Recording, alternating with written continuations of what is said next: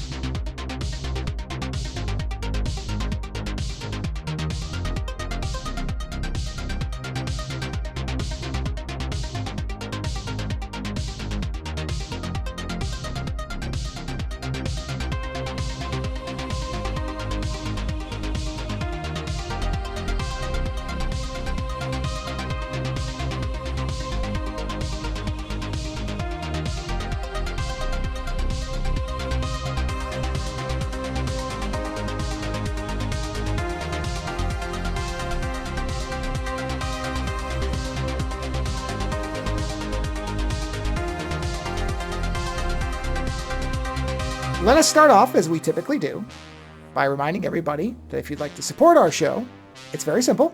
You can just go to supportourshow.com, and you will see an array of support links there. The first one you'll see is for our Patreon, where I will remind everybody that on any tier, including free, our commentaries are up, and they are uncensored for the moment. So if you want to see us talking about movies and see the movies without any type of restrictions on them, that's where you can go. And they are coming out, now they are coming out bi-monthly. And I'm still into late 2026, even doing 2 a month. So we're not going to be running out anytime soon. I believe I just posted one for November 1st of 2026. And that's doing 2 a month from this month on. So yeah, there's a lot there to catch up on and to be forthcoming. As well as on the regular YouTube channel, our video game stuff is still posting there. The art streams. Yeah, we are in, we're in, I don't know if we've done Sniper Elite Resistance on there yet. Let me take a look. Does anybody even watch those at this point? I mean, there's views here and there. You know what? It's not something I really care about. I forgot that it was there. That's why I was laughing. So no, it's more of a what's the word for it? It's a variety, right? Archiving? Because not really archiving. I wouldn't say it's that. It's more of a thing where we do, ironically or accidentally, or whatever term you want to use, we do actually cover a lot of different interest areas. And rather than try to just smush it all together, this show, the Friday show, is whatever. This is no guidebook, no nothing. We just talk about whatever. So this is the most random assortment thing, where we could bounce literally for no reason from one topic to another without any type of connective tissue. And so classifying the Friday shows is impossible. It's the same case with the fives in general, although each one is specific. So what I like about having all the different venues is that, like, the video game posts are video game posts. If you're into video games, that's all that is. Us talking over a video game. Nothing else. If you don't like that, you like movies, well, go to the Patreon, and that's where the movie commentaries are. Right? You know, it's that type of thing where I don't have a problem.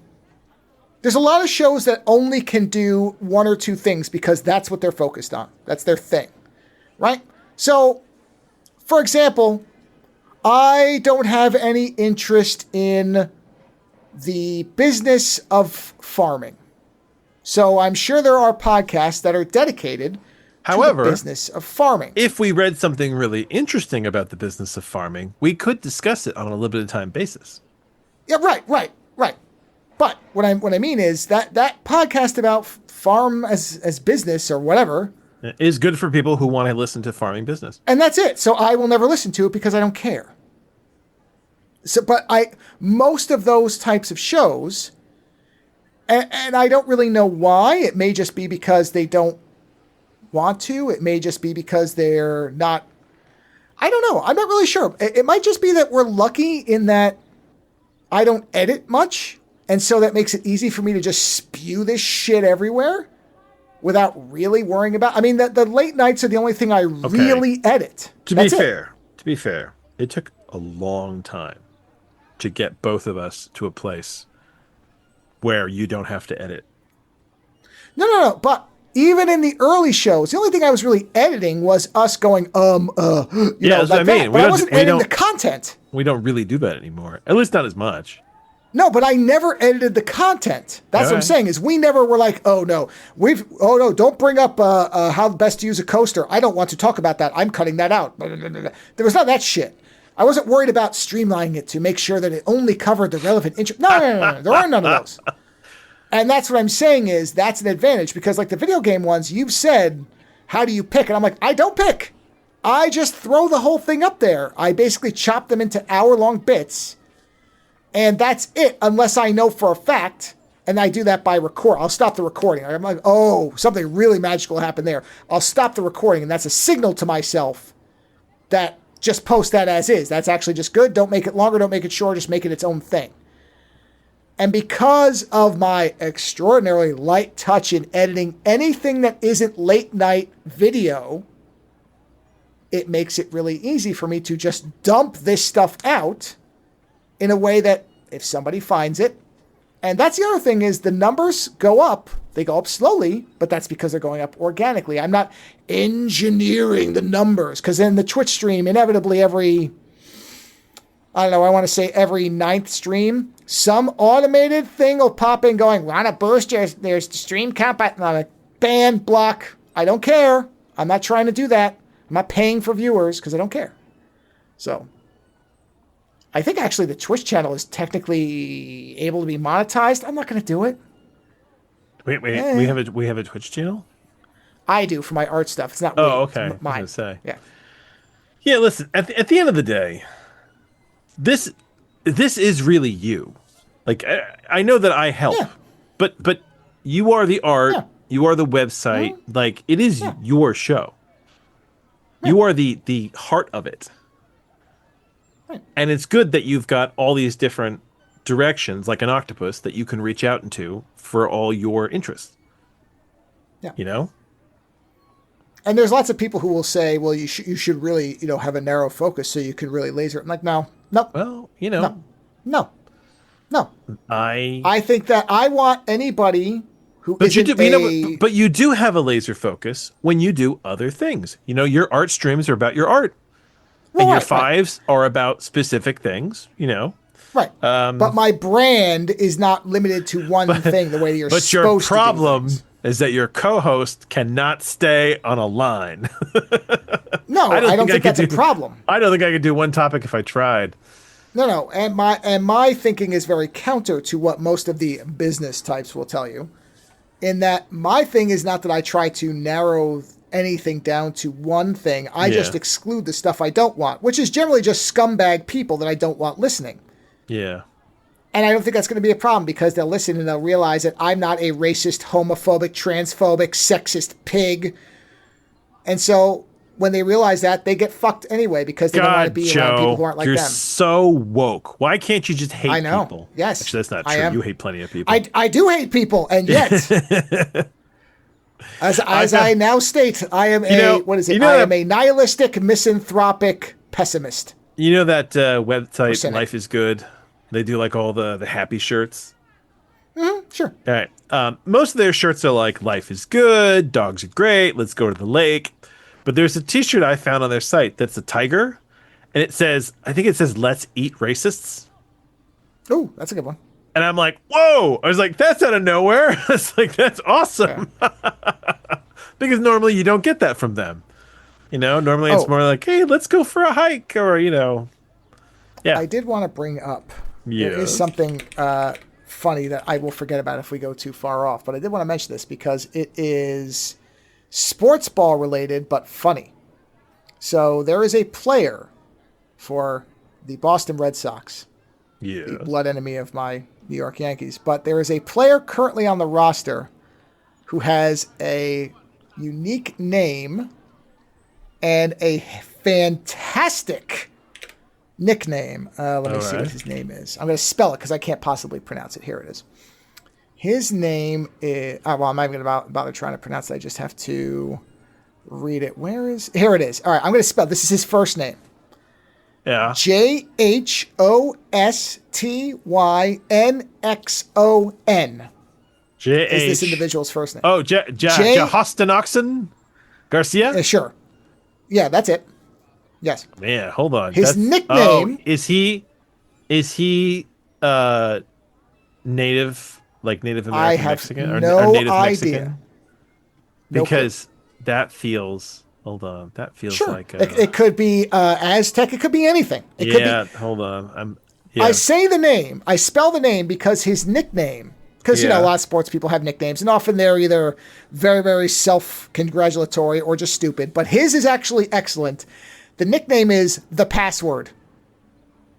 Because of his first name seeming like random letters. Even though it's not, they call him The Password because that's a good password. You know how you say that name? How you say it? The phonetic spelling, the phonetic sound of it. It's basically Jostinson. Sure.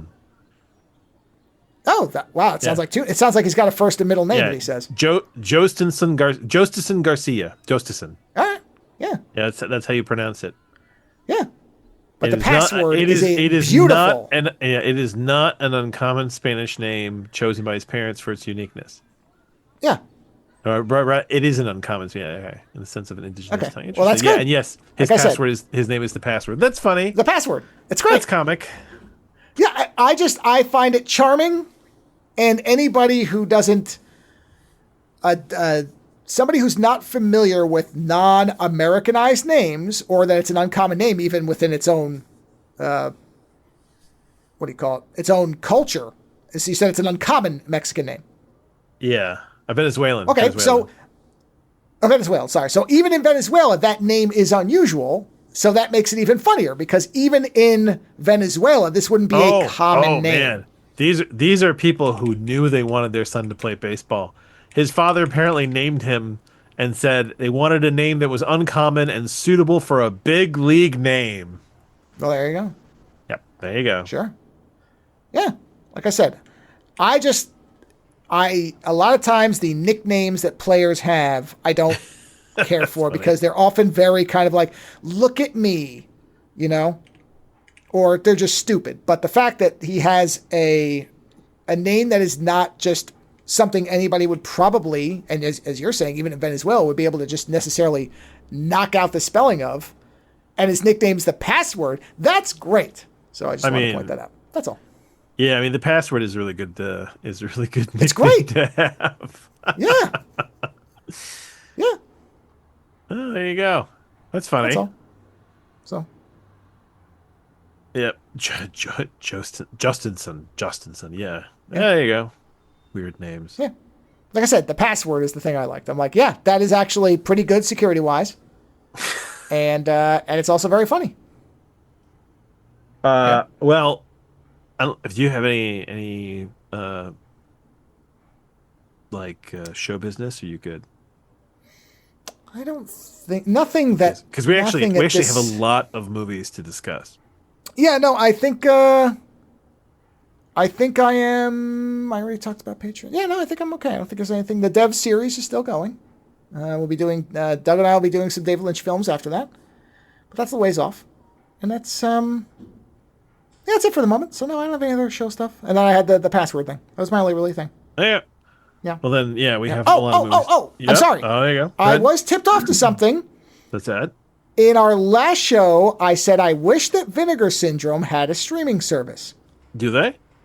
They don't, but Night Flight Plus, which I just so happen to have a subscription to, has added a bunch of Vinegar Syndrome films to their streaming service. Oh, so for now, it's essentially as close as you can get. So it gives you access, yeah.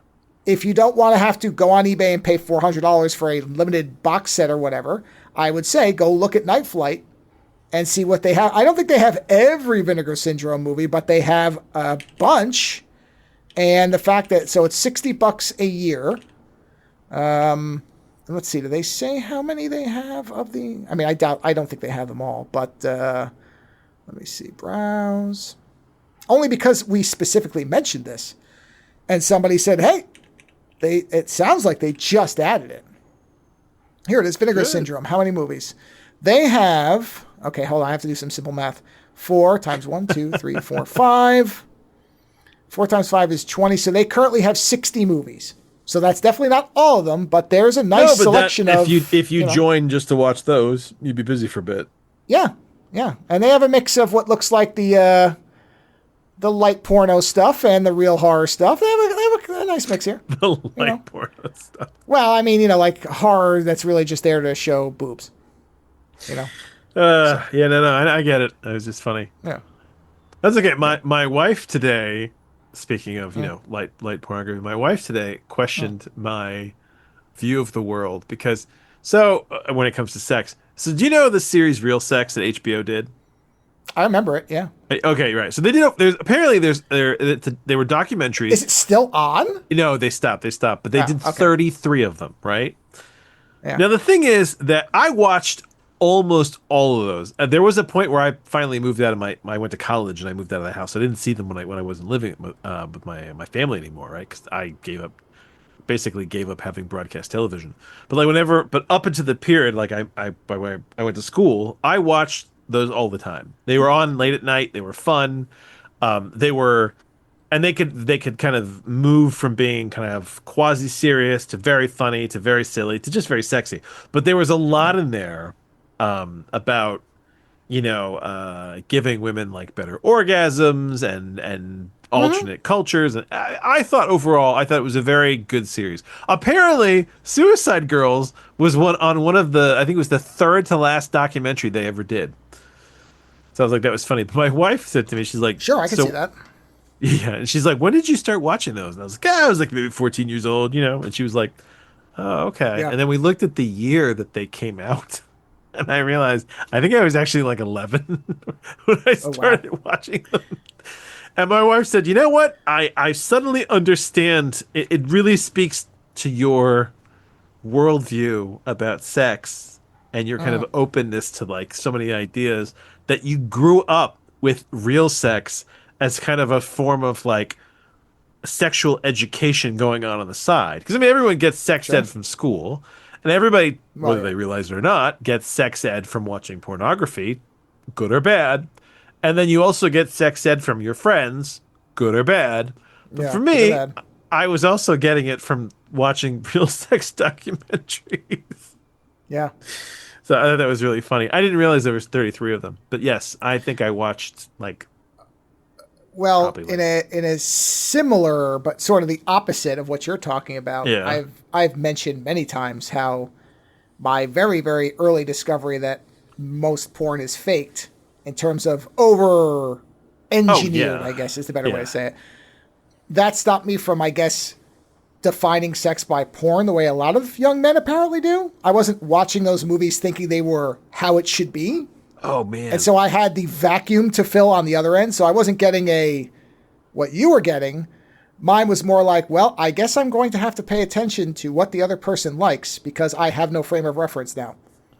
I'm not saying that was necessarily always good, but, I'm reading this book right now, by the way. You just made me think of it because we were talking about, and there is it's Joe Abercrombie. Hold on a second. It's his newest book, which I'm really enjoying, but I'm going to mention the name of it because there's a scene in it that I really loved. What is it? The Devils. Okay. So Joe Abercrombie, who I enjoy, I like his very sort of gritty, mean fantasy. But he's got this book called The Devils, which I very like. It's an alternate Crusade era Europe where Jesus was a woman, women run the church, magic is real, and elves are basically the barbarians at the gate, right? And the religious order, there's a religious order in this book that's basically mandated by the church, and they use essentially monsters to carry out the will of the church. So vampires, necromancers, anyone who's against who typically the church would destroy, they use some of them and they essentially like magically bind them to the church so that they have to do their bidding. And the book Yeah. is about basically how this the church and the Pope, who is a child, by the way, which when that pops up is very, very funny. It's a little girl. This is Uh, kind of like Buddhism, where like they pick Buddhists when they're like babies. sure, Where this sure. particular Pope is chosen because it's like a very powerful magical child, and they're like I think they're like 10. Anyway, so they tell this group, this ragtag group of monsters, that they have to deliver this princess to Carthage. Is it Carthage or Troy? Can't remember now, but basically, like, and what you do is you got this this doomed mission of these beasts, right? And I'm about halfway through the book, and I really enjoy it. But when we're talking about being turned on, there's a werewolf in this book, and I love the way they describe her, where they're like, she's not your run of the mill German romantic werewolf. She's an old classic fire and lightning Viking werewolf from the old, right? And she's this tall, brutish woman. She's covered in tattoos in various languages that basically say danger. They're warnings to whoever meets her that she is a werewolf, right? And when you first meet her, she is this giant beast and she's just ripping through people. But when she transforms back, or sorry, when she's in wolf form, she's eating the bad guys.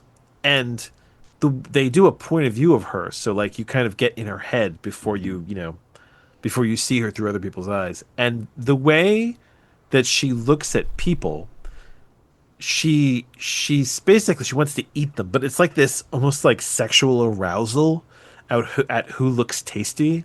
So at one point they're eating all these like mutant hybrid half man half animal soldiers, and they're like getting sick of it, and the wolf part of them just keeps going, it's bad meat, I need good meat, where's the good meat? And then there's this knight in literally in shining armor, like one of the bad guys, but he's knight and he's in shiny armor.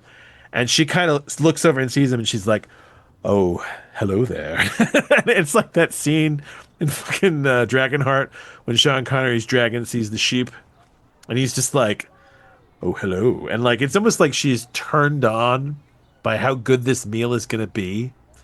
And there's twice I've had moments in this book that I thought an idea was communicated so well. So like that idea of like a werewolf that literally eating meat is like a physical turn on. I thought it was fantastic.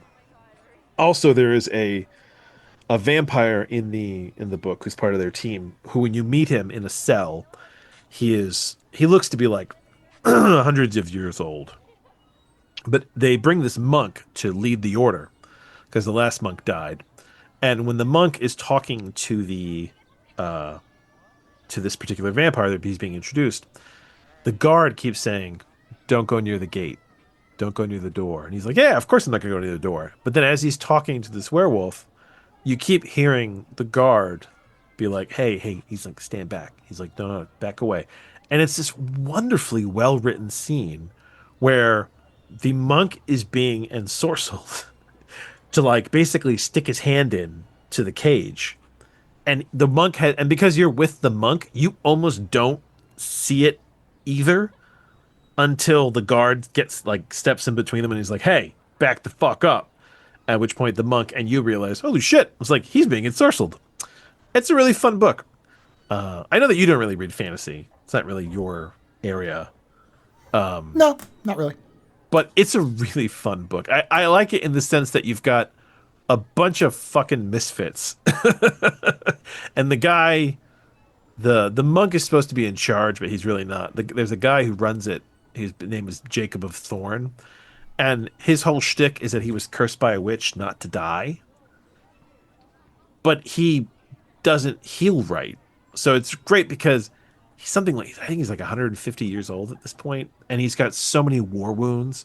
So like when he's walking around, he's like, "Oh God," he's like, "My bad ankle is stiff." He's like, and there's that wound where I got stabbed in the stomach. He's like, in my ass where that thing got ripped out. And then when I got I had my toes ripped off. And like, there's all this shit. Like, his whole body is just a network of scars. But he can't die. So it all kind of heals together. It just doesn't heal together quite right. It's a lot of fun. I like Joe Abercrombie. It's unfortunate, I think, for you that I don't think he writes anything but fantasy. Because like I said, it's not your thing. But I love his fantasy. There's many things to read in the world. Oh, I know, but I don't normally like gritty, but he's got this like gritty sarcasm that works so well in his books. I mean, no one seems to end well in his books, but you enjoy them. You enjoy the ride down. You know what I mean? Sure. So yes, I like this book a lot. The Devils. I don't know if he's going to be able to land it. But the journey so far has been a lot of fun. You know, if I get halfway through a book and I'm having a really good time, like that's almost enough for me these days. I mean, I know that I want it to be good all the way through, and I want them to land the ending. Well, of course. But like, there's a lot of bad writing out there. So like, if I'm happy even halfway through, even if it goes off all the rails at this point, at least I had a good time getting there. You know? Sure. So, sorry, I was thinking about werewolf women getting turned on by eating knights. It was very funny. But yeah, we have movies. Well, I'm not going to play the first one we're going to talk about. We did not watch together. No, we didn't. And honestly, Joe's review is really only based on 35 minutes. Yes. So my 5, I think my 5 hopefully communicated my heartbreak over. Oh yeah. So I did it right after. I was really bummed out. I was very bummed out. Joe and I both watched the new James Gunn Superman separately. Yes. Right. Superman 2025. We have to call it because, of course, they fucking didn't bother to give it a new subtitle. So. And my review, in short, is that I didn't think it was great, but I thought it was good. And Joe did not like it at all. Or just did not like it? Oh, no. I wouldn't say at all. Okay. No, it did not. It did not match the record for the shortest I've watched a DC film, which was approximately 5 minutes into Batman 5 Superman. Oh, wow. That is the quickest I have. I wouldn't even watch it.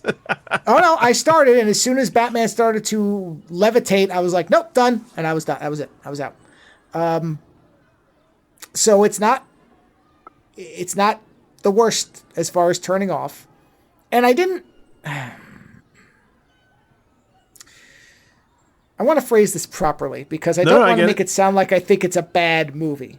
No, because it's not. I don't didn't do what you wanted it to do, right? Yeah, I cannot in fairness say that it's a bad movie for two reasons. One, I didn't watch all of it. So it is not fair for me to say this is that I can really say it's bad. And the other is that the reason I stopped watching it was because of everything except for Superman himself. And that, so I can't even say it's a bad Superman. It's just that, so actually, I think you asked me this when I said, you said, is it worse than Man of Steel? Is it worse than Man of Steel? Yeah, and you said to me that it was the opposite of Man of Steel. Yes, because I thought about it, because after that, I started to think, I'm like, wow, if I had to watch one of these two movies, because I did watch Man of Steel all the way through. I'll tell you what's comical. I said to my wife later that night, I did enjoy the movie, and the new Superman, I like him, but I like him in a very specific way, in that he seems like a very young Superman.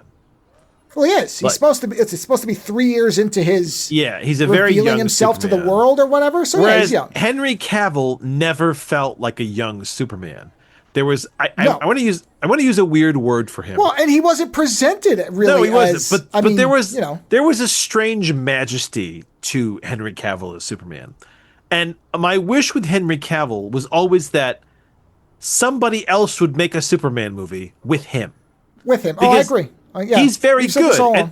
And the thing is that I think Henry Cavill could do this Superman. I agree. They just wanted a clean break, and also Henry Cavill is already a little older, and they want to start with someone younger because if this is a big franchise, and they're going to do a lot of movies. You know, I think Henry Cavill is already in his late 30s, early 40s, maybe. Oh yeah, yeah. So but he comes off like a very young Superman.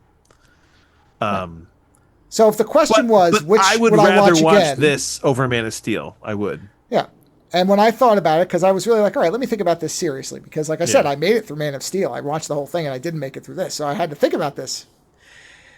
And when I finally came down to was I would watch Blade. So my problem with this movie, honestly, I was like, I wouldn't watch either of these fucking things. I'd watch Blade.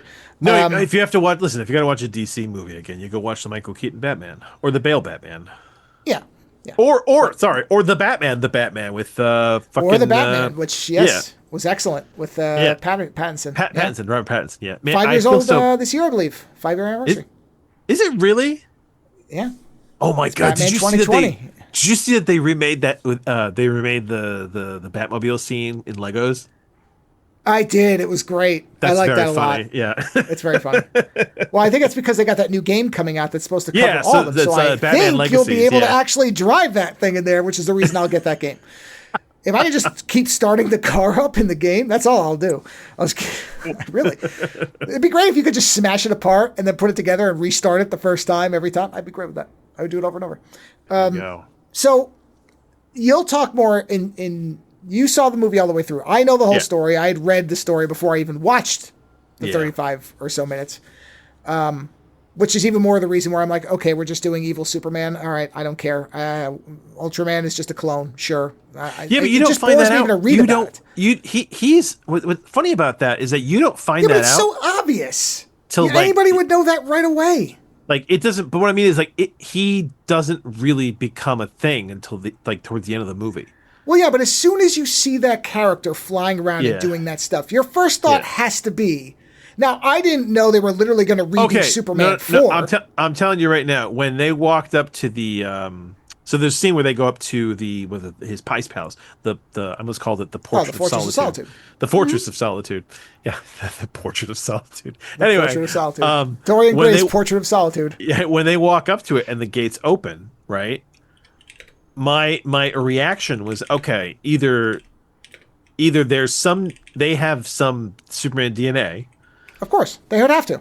Yeah, and it's not that I thought he was a clone, but I thought that they were using Kryptonian DNA to make the clones. I didn't realize it was going to look like him. By the way, that guy looks so much like Hayden Christensen. It's kind of weird. Yeah. There's so many moments in this where I was like, dude, if you had long hair. No, you're right. And when he pops up, and when they pull the mask off Ultraman, or whatever the hell he's called, the clone has like long hair. And he looks like Hayden Christensen. You could probably get Hayden Christensen to play an older version of Superman in the same movie with this guy, and you wouldn't even think about it. Yeah, it's weird how much they look alike. Yeah, so basically, I'll go to a certain point, and then you can pick it up from there. So the movie starts out, and Superman is established, which I think is great. This is not, we don't get an origin. The universe is established within the first 3 minutes of the movie. Yeah, you just get a series. For some reason, James Gunn has a thing for the number 3, I guess. Yeah, because everything is factors of 3, which I didn't really know why. 3 years, 3 months, 3 minutes. Yeah, it was 3 like 3,000 years. Was it 3 centuries ago? Metahumans, whatever, popped up, and then it was 30 years ago. The thing lands on Earth. 3 weeks ago, whatever, all this shit. Yeah. And then it says 3 minutes ago, Superman was defeated, and just got his ass kicked. 3 seconds. From that crawl, he hits the dirt. So it's all 3s. So he smashes. Now, this is from the trailer, so this isn't even a spoiler or anything. And then he whistles for Crypto. Crypto comes running. I immediately didn't like Crypto when I saw him in the movie. Too fake. Way too fake. I know he was fake in the trailer, but it looked worse to me when I watched it, I guess, in better quality. Like, the CG in this is awful, I think, for about 50% of the time. It just looks bad. So Crypto, and the other thing is, it's funny. We've been watching like so many like B movies of late that like I've turned my filters off. So like when I didn't even, it doesn't even occur to me anymore when I'm watching bad CG, as long as like I'm entertained with the story. And that's not just like, that's all movies now. Like I think it's because we're watching B movies, and I just realized, you know what? If the writing is good, I don't care if your CG looks like crap. Well, it's funny you say that. Yeah. Because as soon as I stopped watching Superman, Yeah. Do you know what I took as a palate cleanser? Just to see if it was me? No, go ahead. I watched the first Matrix film, which has, to be fair, some CG that has not held up well. Particularly the squiddies. But it's still a good movie. Look pretty bad. Yeah, and I didn't care because the movie was so good. And that's the thing. Listen, this Superman is not great, but I thought it was good because I was not a fan of Zack Snyder's fucking Murderverse of DC. No, I'm not either. No, you know, and I was so happy that this was the entrance. And here's the thing, I don't, you know, if this is the tone that we're going to get for future DC movies, then you know what? I'm happy to watch this universe. I don't, you know, like I'm not one of these, like I'm not gonna march for this movie. You know, there's people that are like, I'm just not into Marvel anymore, and it's like, well, that's me. I'm either entertained or I'm not. I'm not gonna worship you. I'm not gonna tell you you're the best. But if I'm entertained, yes, you've got me for the 2 hours. Now we'll all go. It's like casual sex, right? Yeah. So as long as this movie was entertaining to me and like not miserable, and you know what? It was entertaining and it wasn't miserable. It was bright and colorful. I got to see lots of different characters. You know, some of the writing is not exactly as top-notch as I wanted it to be, but it was a lot better than other fucking things. So I was like, you know what? I'm fine with this. And my kids enjoyed it. They were very like kind of grim with Man of Steel. Like Man of Steel made everything so grim. Mm-hmm. And this movie, they enjoyed it. They thought it was funny. My daughter went into this being like, Superman sucks. And then when we got to the end, she was like, he's funny. She's like, I like Superman. Like, I like his dog. You know, and it's like, okay. My daughter thought his dog was fantastic. In fact, what's funny is that the dog basically steals the movie. I mean, if not for that fucking dog, he wasn't going to win. Crypto is like is it Crypto? Is it Crypto? It's Crypto. No, you got it. Crypto. Yeah, Crypto is the savior of this fucking movie. Because that clone is kicking the shit out of Superman until Crypto shows up. And then when Crypto starts taking out all the cameras that Lex Luthor is using, like Crypto is so important to this movie. So that's one of those things there was a part of me when I was watching this that was like, I wonder if Joe's seeing this. And if he is seeing it, he's probably hating it. I was like, but I feel bad because I feel like the dog gets a lot of good play in this. I don't hate it. That's the thing, is I don't you just don't love it. The movie. Yeah. Yeah, I think for me, it became clear this movie was not going to be focused on Superman. That was one thing that became very evident. It's focused on world building. Yeah, and this is a thing where I don't give James Gunn a pass that a lot of other people do with this type of thing. Because a lot of people are like, well, that's just his thing. He likes ensembles. Okay, stick to Suicide Squad, which was a great movie. But that is his weakness. And that's the thing, is that he is very good at ensemble movies. So he looked at this and he said, you know what? I'm going to make it an ensemble movie. And the thing is, if you give him time and you let other directors come in and do the Marvel thing, make decent other character movies that will honestly also have other characters from the DC universe. I like the idea that they're embracing the fact that there are a lot of B-level characters in the DC universe. No, I am too. Then make those. I liked Suicide Squad because it was B-level and C-level characters. Mr. Terrific was fantastic. Have you seen? Yes, and I wish the movie had just been his movie. Did you see his action sequence with the balls in the camp? No. You should watch that. No. You should find a YouTube clip and just watch that because it's very well done. I'm sure it is.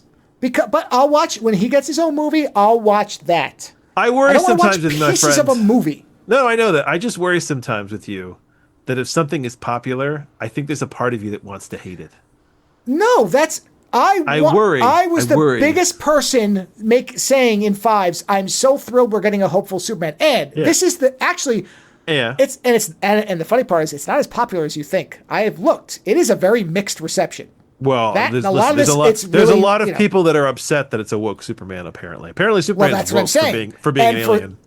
And here is the kernel inside of everything. Yeah. I'm very happy it's doing well because fuck the people who like the Zack Snyder version. So ultimately, I'm happy if it's successful. I'm not rooting for it to fail all in any way. And the thing is, I don't think this movie is being made for you or me anymore. And that's the thing. And that's the other side. Is I got to a point where I'm like, I'm too old for this now. I've grown out of it. I don't need it anymore. I'll stick to the old ones I like. And the thing let is, the next generation have this. I accept that it's not made for me, but I can still find entertainment where I can. And I did find it entertaining. I liked it. I thought it was good. Not great, but good. I like Nathan Fillion as Guy Gardner. Guy Gardner's an asshole. That's how they played him. Yeah. You know, I do think it's funny that of all the fucking Green Lanterns that they could pick, they went this. They wanted to start with Guy Gardner. For James Gunn, that makes complete sense. But he wants to have that's an because asshole. it's James Gunn. James Gunn likes asshole characters, so it makes sense. But I like Nathan Fillion as Guy Gardner. I thought he nailed it, in my opinion. Well, again, I would have liked to just have this be a Justice Gang movie where Superman showed up, and then make it about these three bickering, and I'm okay with it. That would be a fun movie. Then don't call it Superman. Call it Justice Gang featuring Superman. But that's not what Warner Brothers wanted to start with. Well, hey, and that's the thing is that he's the architect, so he is or he isn't. He is, but I was reading about how he's not. It's not just him. I was reading that it's him and one other person, and he doesn't have final say. And I'm trying to figure out who the other person was. Like I think there's another executive that's probably Warner Brothers that's tempering his ideas. So, what I will say is, I told you this already. They're within the quarter of the movie I watched. Yeah, that's about a quarter of the movie. There's an interview with Lois Lane and him, who are already a couple, which I think is great. I don't need to see their courtship. I'm glad they're together. Great. They have this little thing where they fake that she's suspicious at work. I thought that's really clever. That stuff all worked for me. When it's focused on those two, I loved all of it. If the whole movie had been the interview and then flashbacks of what he was doing, I know, but the problem is in my head is a beautiful film. A lot of young people would skip it. Well, so that's why I'm skipping it. I'm not a young person. That's fine. Let the young people have it. And there is a great line in that interview where she keeps saying, well, you did this and you didn't think of it. And he's like, people were going to die. And he keeps repeating it. And I'm like, he gets upset. Yeah, and that's the thing. Remember that short it all goes back to that Cory Doctorow short story about that it's about Superman, about the fact that, like, if Superman gets involved in actual politics, suddenly people get pissed off. And it's like Superman stopped people from dying, but he also upset an ally of the United States. And, did you speak to the president? That goes way back to Kingdom Come, where he and Wonder Woman differ because he's like, well, people are going to die. And she's like, you just don't get it. Because that's his line is people dying. So that line, you know what? Seeing that in live action, that's as much as I really needed to see. I'm like, okay, that's Superman. Thank you. The movie's over. I'm good. It's not Zack Snyder letting a bus full of kids potentially die because daddy said so. No, so you know what? And the thing is, you didn't like the parents, right? I only didn't like the mother because they made fun of her, and I didn't like it.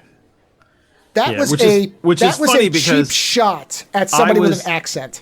I talked to a few people about this, right? And I read some interesting reviews. And I wasn't trying to find out about the parents, but what I found was that there were a lot of people who actually really liked the parents. Like, someone said, it's nice to have somebody have Midwestern parents that look like my parents and not Kevin Costner and Diane Lane. Well, I'm okay with that part. The visual part of them was fine. I had no issue. But she's got the phone on a table and she's talking in this overly done and frankly insulting, I think, to anybody from the Midwest accent. Okay. Where it's like she's simple. And that's something that a lot of people... Hold on. Whoa, let me finish. Wait. Yeah. People from these areas have complained, and fairly, I think, when you watch a movie like this, that type of accent is shorthand for simple dummies. Yeah, and so when I hear it now, I pay attention to it. And I didn't think they were simple dummies at all. I thought they were just the dad wasn't. That's the other interesting part. Here's the thing, right? Was very different than the mother, which I'm like, that's also interesting to me. Why is the mother this way and the father is this way? One of my favorite hat stores in the entire United States is a hat store called Buckaroo Hatters, right? I fucking love these people. They made a lot of hats for me through the years, and they do really cool shit, and I love them. Like, 100%. Like, best hat store. But I made the mistake one time of calling them. We usually did everything over email and sending pictures and stuff like that. And the guy who runs the place, who's a very nice guy, he has a incredibly intense Tennessee accent. And I didn't understand what he was saying. And I felt, have you ever had that where you're talking to somebody and you don't know what they're saying and you know that you should, but the accent is Well, it's if the so, accent's that thick, I don't feel like I should. If you have a thick accent, you got a thick accent. I can't do and I anything felt about that. terrible. And after that, I was like, I can't call you because I don't want to insult you by constantly being like, what was that? What'd you say? And so I don't think accent is shorthand for dummy because I come from a family of people with accents. Oh no, I sorry. It absolutely is in filmmaking. I'm sorry to tell you this, but it absolutely is. When you watch a lot of movies and you see how accents are used, it is very commonly used as a shorthand for this person is lesser. My question is, am I the asshole because I don't see it, or are they the asshole because they wanted me to see it? And I want to be very clear about this. It's not the accent itself. It's the combination of the accent and the way she's talking, like yelling at a phone on a table. Well, yeah, but my mother does that. Mother does. I just had today, my mother and I were having a conversation about a family member who passed away a number of years ago, because today is actually the memorial from when my grandmother passed away. And my mother was talking to me, and she had the phone on the counter, and I swear to you, she fucking wandered off. And I can hear her voice, and that's I'm like, okay too. Hey, no, my mom does that too. You got to walk back to the phone. Like, I didn't think that was that weird. No, but that's not. It's the totality of what it communicates. And when he shows up, and the thing is, when he shows up at the house all beaten up, and they immediately take him to the room, and they're with him, and she's the one that like that line, I'll get your boots, right? Where she's like, she knows what he's gonna do.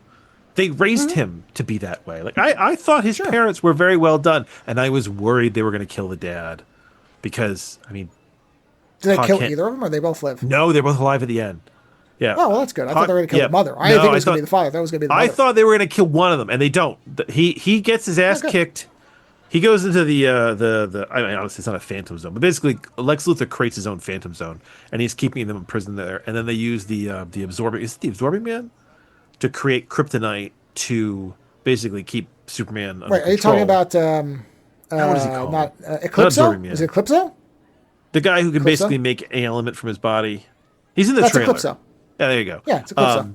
And so Batman's basically got kryptonite poisoning. So when he comes out, Lois Lane takes him to his parents to kind of recover, and she leaves him there. And his parents, it's actually a really great scene, because that's where his dad talks to him about. Metamorpho, not Eclipso. Metamorpho. That's what it is. There you go, Metamorpho.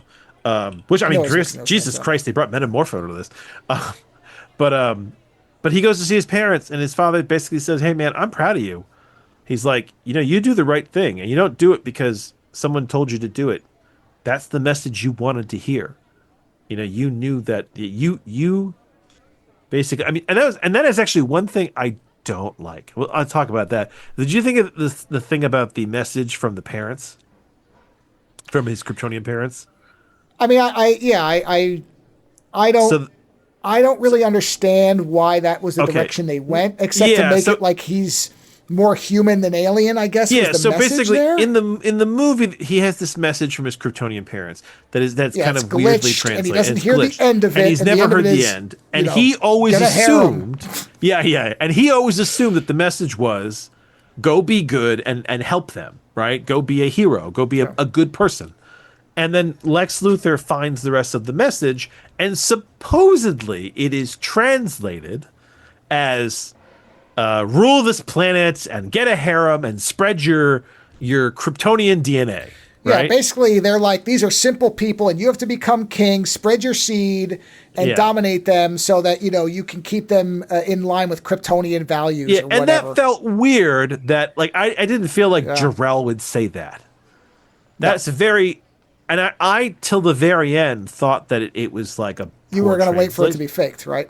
Yeah, that it was fake, or it was a bad translation, or it wasn't right. But what his father, Pa Kent, says to him is, you didn't know what the end of that message was. And in your head, you decided what it was. He goes, and that says more about you than anything else. That is what you decided the message was.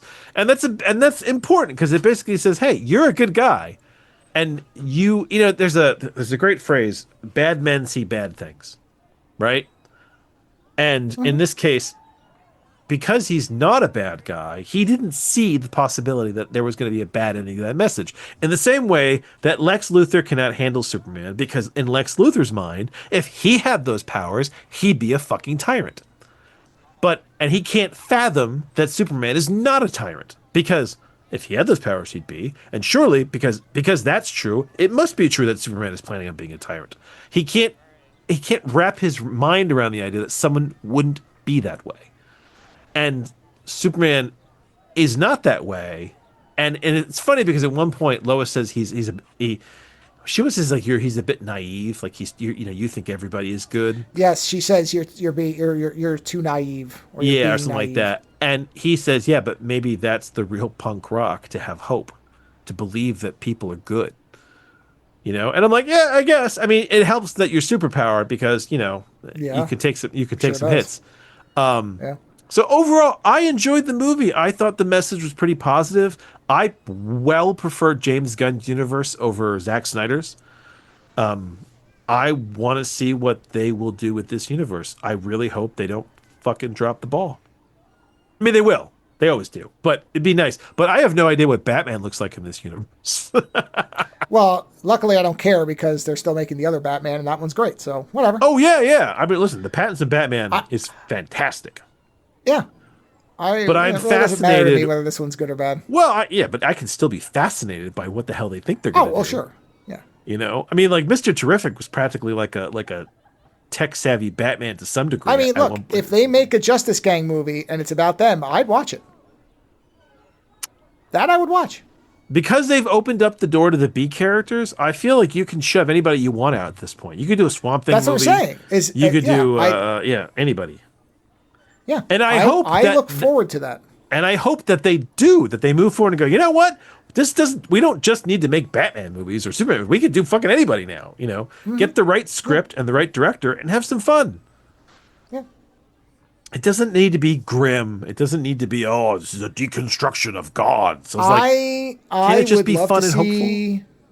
I would love to see a 52 movie where it was a series, like a series of 52, where there's none of the big line ones are there. They're all gone, and it's all the street level, small time stuff. I would love to see the death of Superman. Kill him off, and let's see those four other maniacs running around for a Oh, movie. do a whole movie with that. You could. Yeah, It'd and be then there's fun. your Superboy. Launch Superboy off of that. You Like, got I really would be fine Steel. if they never, if, not never, if they did a 10-year hiatus on any of the top line DC heroes. I'd be fine. No Batman, no Superman, no Wonder Woman, You know what? no Aquaman, no Flash. Just do I smaller scale. They won't do it. I And know. I know why they won't do it, but I don't disagree with you, because the thing is, things do need to end. Things do need space to breathe. And maybe if it went away for a while, it would mean Well, more when they did it. also, it would give you latitude to do. One of the reasons I hate Man of Steel is because they did an anti-Superman story with Superman. That's what Yeah. bothers me about it. Right? There's a It's lot a of things bother me miserable. about It's it. basically like they did the Powers version of Superman without You know the what? nudity. There was Because in the end, he's nude in the sky. I saw a movie analysis of this. I hate movie analysis, but I saw this one movie analysis of the new Superman and the Yeah. Cavill Superman, and they said that Yeah. basically the two Supermans are summed up in one scene. And I was like, really? And what it is that when Superman finds out there are Kryptonians, right? He struggles with whether or not to turn himself into the humans, right? He goes to church, talks about how he doesn't know if he trusts them, doesn't know what he should do, right?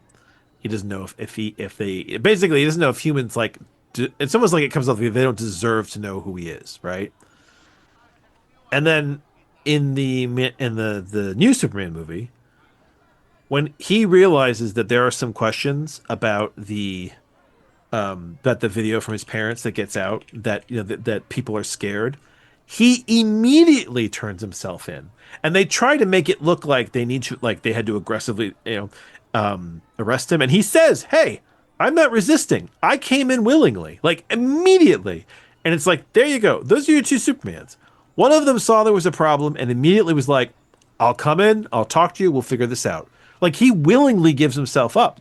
Whereas Man of Steel had to go talk to a priest, and he had to go think about it. You know, he had to contemplate whether the humans deserved it. And you're like, okay. And this goes back to the dad. Because, I mean, you know, what was Kevin Costner, his whole thing was, let them die. They don't deserve to know what your real powers are. They might hurt you. Let them die. I'm going to die because I don't want them to know you have powers. Like, there is really a fucked up mindset to that whole movie. You know, and what's weird is that how does that Superman not end up becoming something terrible? Like, oh man, what is it? Somebody said that you know that game Injustice that everybody likes? Uh-huh. Yeah. Yeah, somebody said that the Man of Steel universe would eventually lead to Injustice. I was like, I don't know about that. But I mean, they do set it up in such a way where like, yeah, whereas like this Superman, yeah, he's his biggest power, and we've said this in the comics. Superman's greatest power is that he's super fucking good. Like, he really is good. He's not putting on airs. He's not lying. He's not trying to make you like him. Like, he really is just good. He really is just, you know, you can call it naive if you want, but he wants people to be good. And I feel that was portrayed in the movie. And maybe there are larger weaknesses that I missed because I was just so refreshed to have an actual good Superman, you know, yeah, I liked it. And I was very happy to see the Supergirl stinger at the end because I want them to make that fucking movie.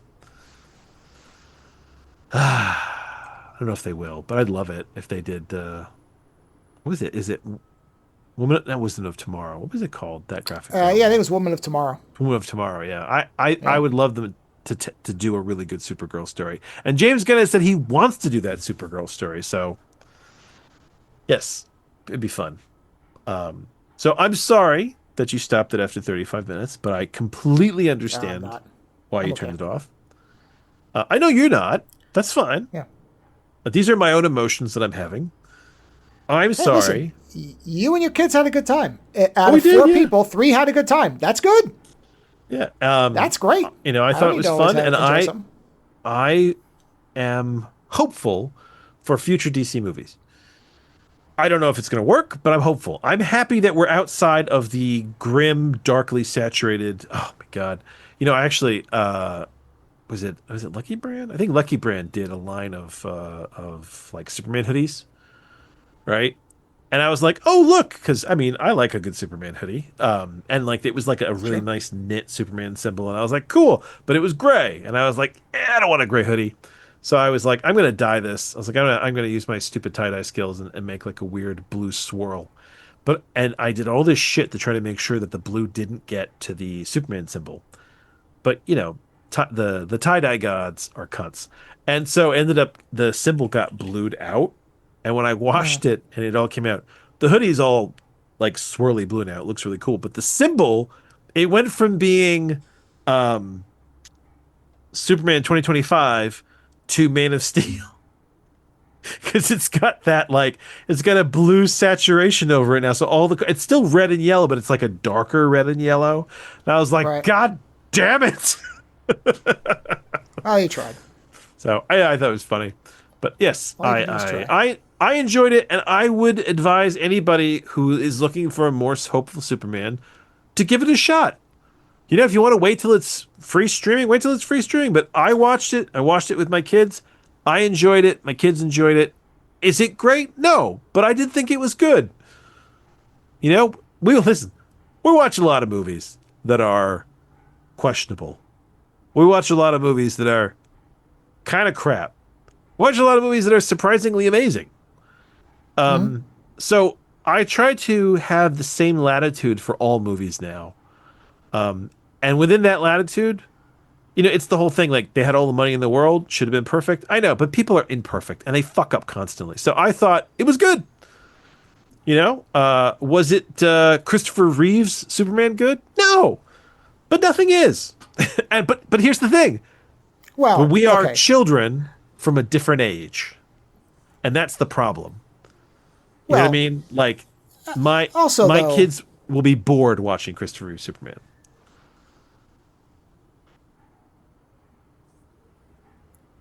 I don't think anything has to... Okay.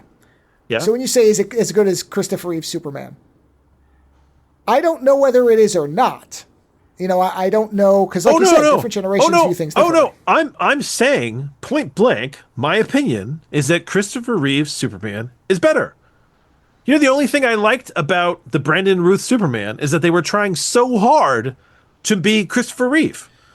Well, I would say that the other great version of Superman was the Supergirl TV version. That guy, yeah, which I haven't really watched.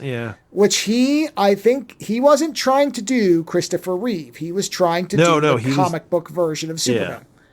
Yeah. And I think it was very successful. So I'm not locked into this idea that only Christopher Reeve the best version. But talking about movies, right, of the Superman. Oh yeah, if it's movies only. I like the Christopher Reeve version the most. Yeah. Sure. You know, and I like I think this is better than Superman Returns, but I like the fact that Superman Returns was trying to be Christopher Reeve. I like Brandon Routh. You know, they by and large, the people that they get to play Superman are all very good. They just find themselves in the wrong movie. You know? Well, that's true. Yeah. And honestly, when Brandon Routh did Superman for the Crisis series, right, where he got to play a version of the Kingdom Come Superman, he was excellent. That's a really interesting, actually, idea to think about, is whether the Brandon Routh... Because the Brandon Routh Superman Returns, I think his Superman is very good. He's just not in a very good movie. No, but he is trying really hard to be Christopher Reeve. Yeah, but I think he's successful at it. I think he is capturing that version of the character. He's trying to do his mannerisms, his approach, and I'm okay with that. That's all right. What I'm saying is it's not a new Superman. He is trying to be the Christopher Reeve Superman that came previously. No. Yeah. You know? So I liked the 2025 Superman more. You know? And I haven't watched the show. Yeah. But I kind of want to, because like I keep hearing that he's very good. So maybe I'll check it out. I think my disappointment is that I wasn't getting enough of what I liked about the movie. That's what it was, really. Because I didn't particularly care for Lex Luthor. I didn't like that whole thing where he was directing his team. I was like, this is way too hot fuzzy. Silly.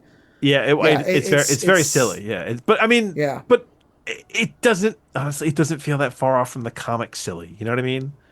Like there's almost kind of an Adam West nature to it at some point at times. Yeah, and I don't like the Adam West Batman, so there you go. I know. I'm not a big fan of that. I don't like the goofy Batman. You know what? Listen, the Joel Schumacher Batman would fit into this universe very well. So here's what I'm going to tell everybody. Oh God, is this a Joel Schumacher Superman? No. Oh, you don't think it's that cheesy? No. I won't insult it by comparing it to Batman and Robin. No. I no. That's being unfair. Batman and Robin is a gleefully awful film. Yes. And that you can have a lot of fun laughing at it. Yes. This, I think, is earnestly fun for the right audience. Man, right? If we were going to watch one of those, would we watch the Val Kilmer one or we watch the George Clooney one? Which of those is worse? Oh, Val Kilmer. No, I'd watch Val Kilmer in a second. I think Val Kilmer was better as Batman. No. I mean, but if we were watching it to laugh at it, to like, you know, do like Batman and Robin. No, Batman and Robin. Okay. So that's not even a comparison. Yeah. Look, Batman Forever. I will defend Batman Forever. I actually think it's a fairly your point about entertaining. I find Batman Forever entertaining on the side of the line where I'm like, no, they were trying to make something that was a mix of the Adam West stuff and the Burton, kind of modern sensibilities. Yeah. And they were trying to blend it. Now, and plus the Riddler is intentionally supposed to be goofy. That's what I like about it. He's supposed to be goofy. And they got a very expensive, super goofy actor to be funny. And I like Tommy Lee Jones Two-Face because that's the comic version, not that garbage that they did in fucking Dark Knight, which I still am pissed about. I don't need Two-Face to be grounded. I mean, for being grounded, he would have never made it out of the hospital. He would have been in a fucking coma from infections. He would never have gotten up. Give me a fucking break with this grounded reality shit. It is a strange misstep to have one of the best Jokers ever in a movie with one of the worst Two-Faces ever. And Joker is grounded. Like the Joker's, the greatness of that role, of that version is that you can completely believe it. Like, he's great. And you know, the worst part is that if they didn't fuck up that effect, the movie, it wouldn't fix him. But if the effect on his face wasn't that bad. Yes. Why not just scar his skin and make it discolored and then, shock his hair white or whatever. And then that's it. Yeah. You got it. You got it. Like you had it. It's right there. Don't worry. He doesn't, in the near future, as bad as, they will just make him look like whatever you want. Well, you know what? This is one of the areas where I'm actually looking forward to James Gunn influence, because I think his Two-Face would look like I want it to. I think he would make him look like the animated series. Yeah. Well, that's what I mean. Right, is that you're dealing with a comic universe. This is a comic universe. Yeah. Yes. So to make your point. Yes.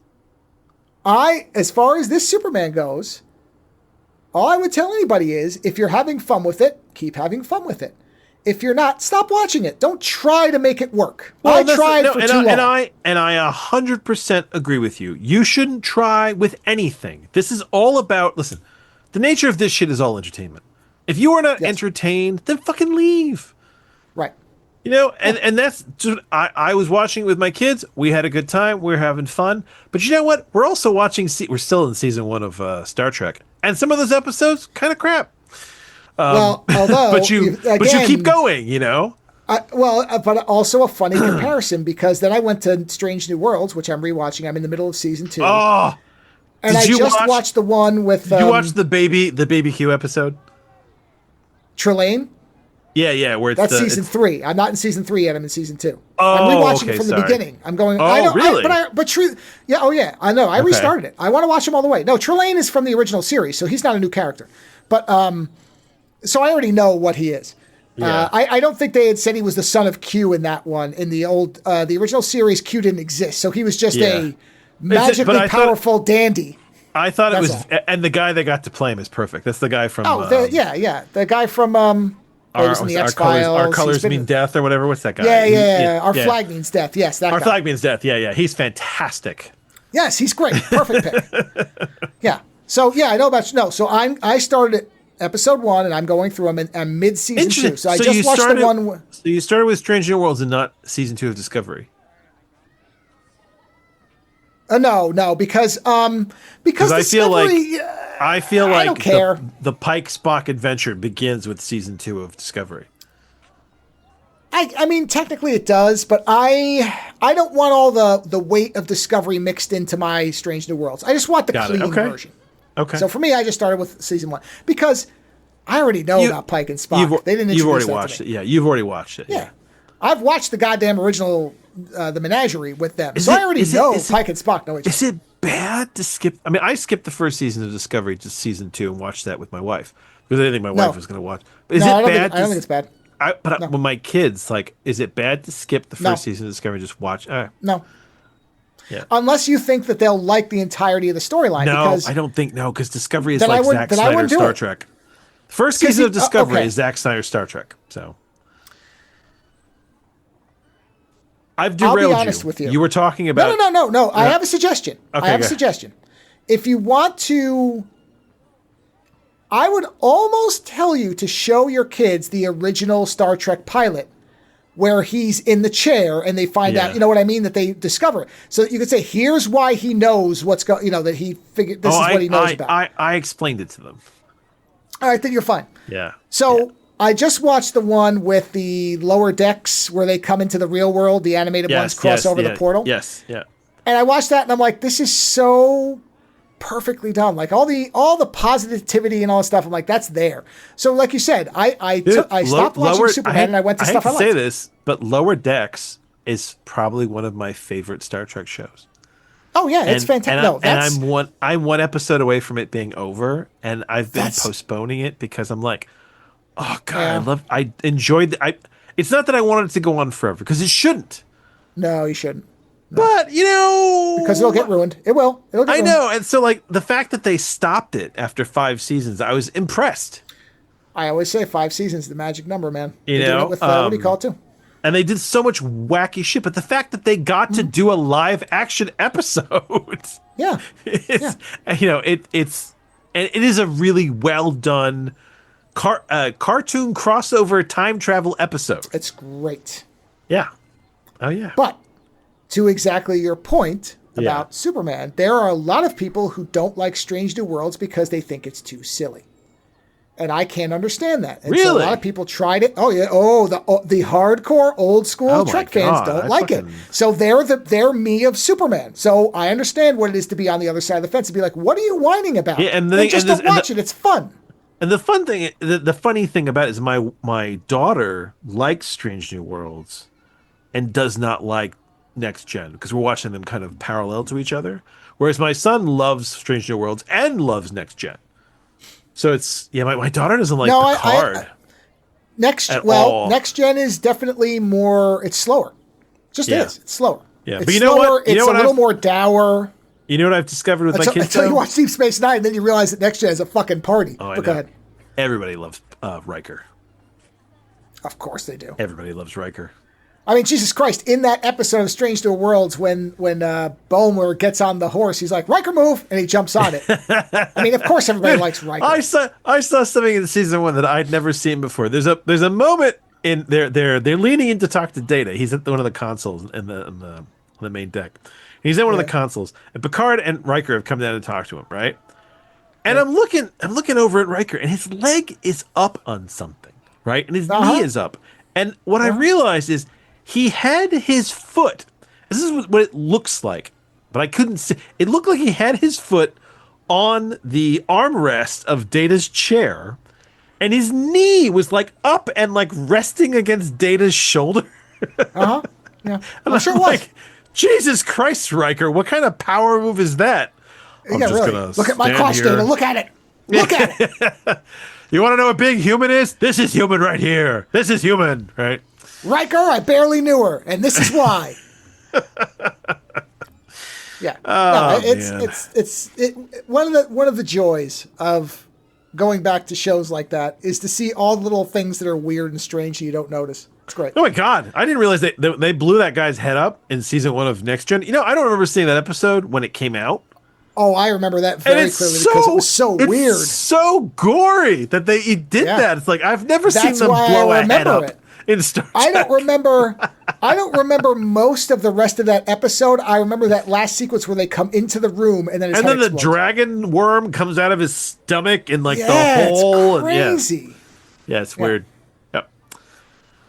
So yes, as you said, whatever's entertaining to you. So I don't want to make this out to be. I think Superman is bad. I really don't. No, you don't. I'm not saying You that. don't hate it. It's just not your cup No. of tea. And you go. as I said, I am delighted that it is that in general it is being received positively as a direction for Superman. I will always champion Superman being hopeful as opposed to being dour. So even if Man of Steel was a better made movie, I still would say fuck that movie. And this movie, even if I couldn't make it, at least I heard lines that indicate Superman is understood as a character. So whatever. That's the important bit. I do hope we get an actual Superman movie where it's just him at some point. I don't think. I think as long as James Gunn's driving, I think it's. Well, I hope somebody besides him does it. Give it to somebody else. That's the other thing is I do hope that they bring other directors in to do stuff. Yes. And I think this is going to be a thing, like you said, where he's going to launch the first couple, show that it can work, and then do the Marvel thing where it's parsed out. Yeah. And so, hopefully, I'd love to see Peter Jackson do Superman. For some reason, that works for me. We're picking directors. No, I just was thinking about it because I was thinking about Lord of the Rings. Because I was thinking about the fact that there is so much optimism in Lord of the Rings. Like, there's these beautiful moments where even in the worst of everything, the positivity is there. But there's a lot. I know there's a lot of, but that's a lot of Tolkien as well. Yeah, but I'm saying is, there's a director who's got a wonderful visual sense. I can tell you who I don't want to do Superman. Well, I don't we want already know Ridley Zack Scott. Snyder. I don't want Ridley Scott to be Well, Superman. I don't want Ridley Scott. I don't want David Fincher. I mean, I could name a bunch of people who do dark shit. miles of directors. Yeah. I don't want Guillermo del Toro anywhere near it. Oh man! Because while the visuals would be great, but it would be dark. He'd be pegging Metallo in the middle of a soup of tar, and I'm like, no, I don't need that. I'm okay. Pegging Metallo. Okay. Yeah, I'm just saying. Let him do Frankenstein. That looks fantastic. You know what director I would actually like to do it? Sure. Who's the guy who did The Rocketeer? Oh, Joe Johnston. Sure. Yeah, I'd love because you know what, Rocketeer. Sure. If you look at the Rocketeer would work like that. That optimism works in a Captain America. In a Captain America way, because he did the first Captain America movie. But it would work for Superman as well. You know that scene where the mob guys are like, they stop fighting the Rocketeer and they start fighting the Nazis because they're like, you know what, I fucking hate the Nazis. You know, like it's that kind of thing. I think he could do it. But the thing is, honestly, the first Captain America movie is a Superman movie in that respect, because Captain America is the heart. I totally agree. Yeah, it's the heart of the Marvel universe in the same way that Superman is the heart of the DC universe. Yeah. So I know he can do it because he did it. I could not agree with you more that would be great. I don't think they'd ever let him touch it. But you know what? I think that Captain America: The First Avenger is a better movie than Superman 2025. I agree. I watched it all the way through. In my opinion. I think The Rocketeer is a better Superman movie than Superman 2020. Yeah. No, you know what? I would agree with you. I would agree with that. And it's got Jennifer Connelly. Yeah. Yeah. I like this Lois Lane. No, I do, and that's what I'm saying is I literally would love to see a movie where it's like Interview with the Vampire, where we're cutting back to them as she's grilling him, and we're seeing the events. The shit that he's done. Yeah. Yeah, that would be a really fascinating movie. I thought she was good. I agree. She was that right mix of I question everything and and that's the thing when she starts best Lois Lane since Margot Kidder I've seen, without a doubt. When she starts grilling him about shit and he's getting flustered and it's like, and I think that's good because it's the one character that you can see really challenging him, that he's not going to just punch out. He's not going to punch Lois Lane. And because he cares for her, her words carry more weight than anybody's weapons. But that's why I want to see James Gunn put Batman and Superman in a room. Not because I want James Gunn as Batman, but because one of the best things in comics, in DC Comics, has always been the dichotomy between Batman and Superman. Because they become very close, and we haven't had it in a movie. The only time we've had it is Batman versus Superman. What's that? I had this idea the other day. What's that? I thought, because I almost watched My Dinner with Andre. I have to watch it again. I haven't watched it in a while. And I thought, my God, what if somebody did that as a movie with just Clark Kent and Bruce Wayne at dinner debating their view of the world for an hour and a half? And that's the whole movie. They'll never make it. Honestly, no. But it would be good if they did it. I mean, they probably do it as like a series of short films, but if it was over like several weeks. Honestly, you know what you should do? Oh God, you know what you could do? Somebody should pick a comic book run that wasn't a world event, just a period of time in comics, right? Where Superman and Batman like line them up.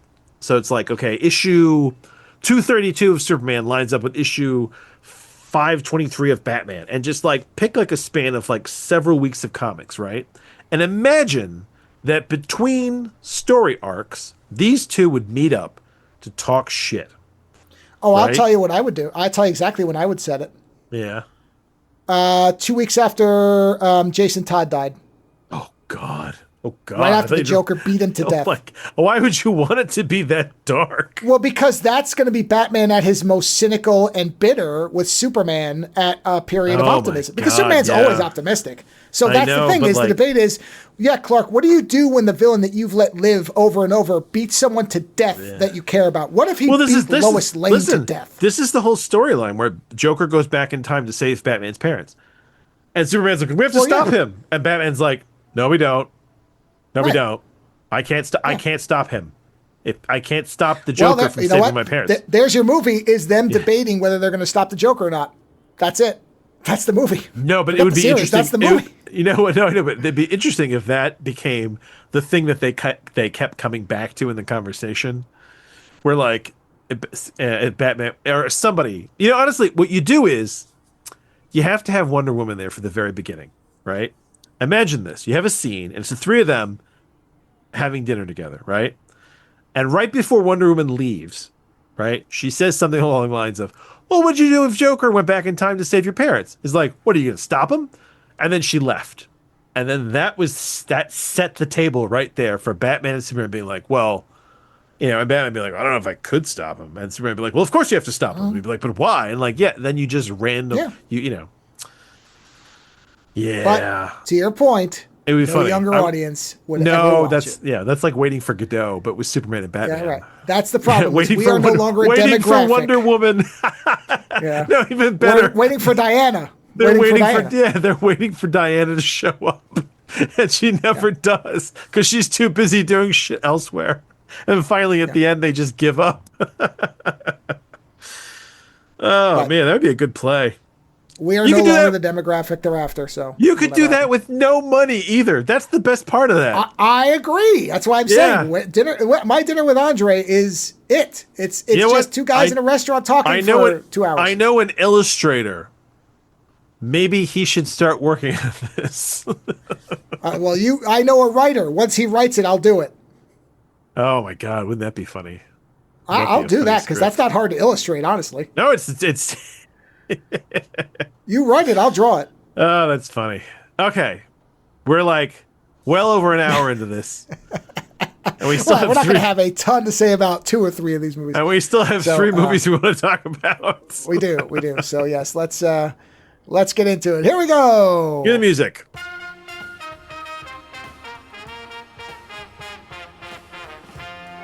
Yeah. Thanks for killing my mom. Hey, no problem. See, white girls bore me. You might say I'm a bit of a racist. Oh my God. I told my wife about that line. How you couldn't have a modern movie with that line.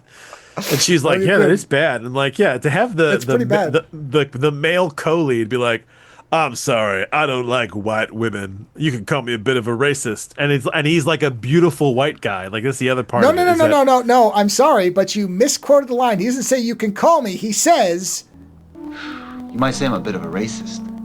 Yeah. You might say. And then right. Proto Mila goes out of her way to destroy his relationship. Correct. Yeah. Anyway. Well, we're not going to start with that one. We'll do them in the order we watched them, I think, because we'll have the most to say about the first one, because we both had never seen it, I think. So we'll start off with 1973's, I believe it's 73, The Clones, which I had never seen. So a lot of these movies I've seen at least once, if not more than a few times. But The Clones was a movie where I saw the poster and I saw it on a list somewhere as far as like weird science fiction paranoid films of the 70s. And I haven't had it on a list to watch for a while. And it was on the wheel that we're spinning. And it came up and we decided to watch it. And I surprisingly really liked this movie. It's I do weird too. And you don't know what's going on there for a bit. But then when you really tie on to what's going on, like it finally occurs to you, you're like, oh, fuck me. Like, this is weird. And the directions that it chooses to go are interesting, which is like the idea that a clone doesn't necessarily want to be what it's cloned after. In fact, one of the things I feel terrible at this movie is the ending is so...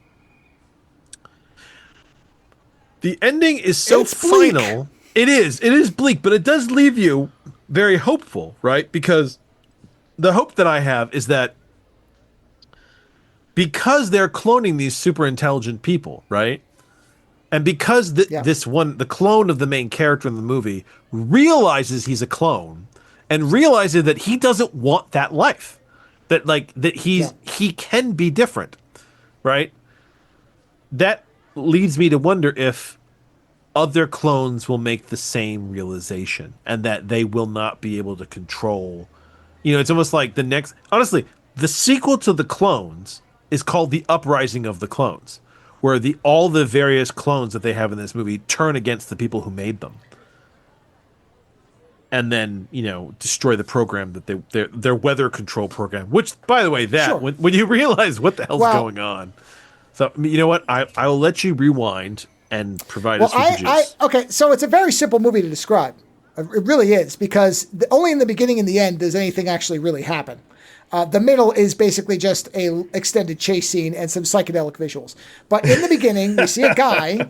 We get this opening text that basically says, hey, within 10 years, they're going to be able to clone anything, which is not true. But I think at the time they probably genuinely thought that because of scientific advances. And so we get this scrawl that's difficult to read half the time and also is, kind of like scary about cloning. And then we immediately cut to this guy in a facility somewhere, sometime, somehow. Shit starts blowing up. He's trying to escape for quite a while, going through tunnels and pipes and crawling over it's a big facility. Machinery. It's a very big facility of some kind. And when he gets out, he sees a man driving away in his car.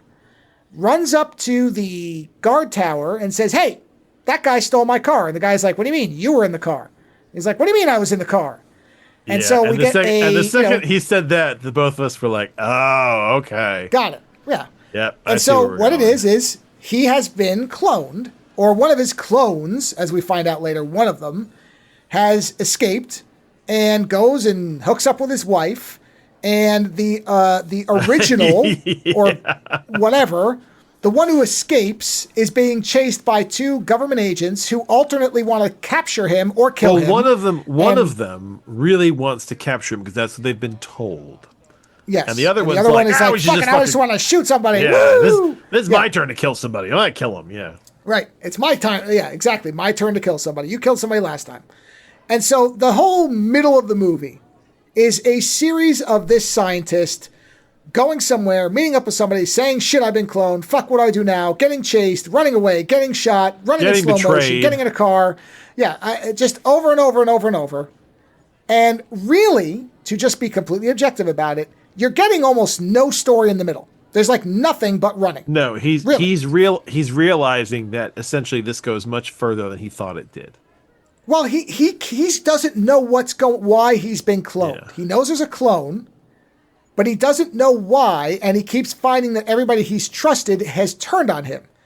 And so there's a point where he's sitting there going, is there anybody I can trust? And so once we get to the end of the film, because honestly, there's no point about talking, right? There's nothing to cover in the middle. The middle is just chasing. It's just chasing and chasing. Yeah, chasing, and basically he realizes that he knew a doctor that worked on cloning, and then that doctor is the guy who is cloning people, and and then he realizes that that he's been cloned. So then we get to the end. We get to the end, and we're in a carnival funhouse. Oh, for some reason. Hold on. It's important that basically he does finally.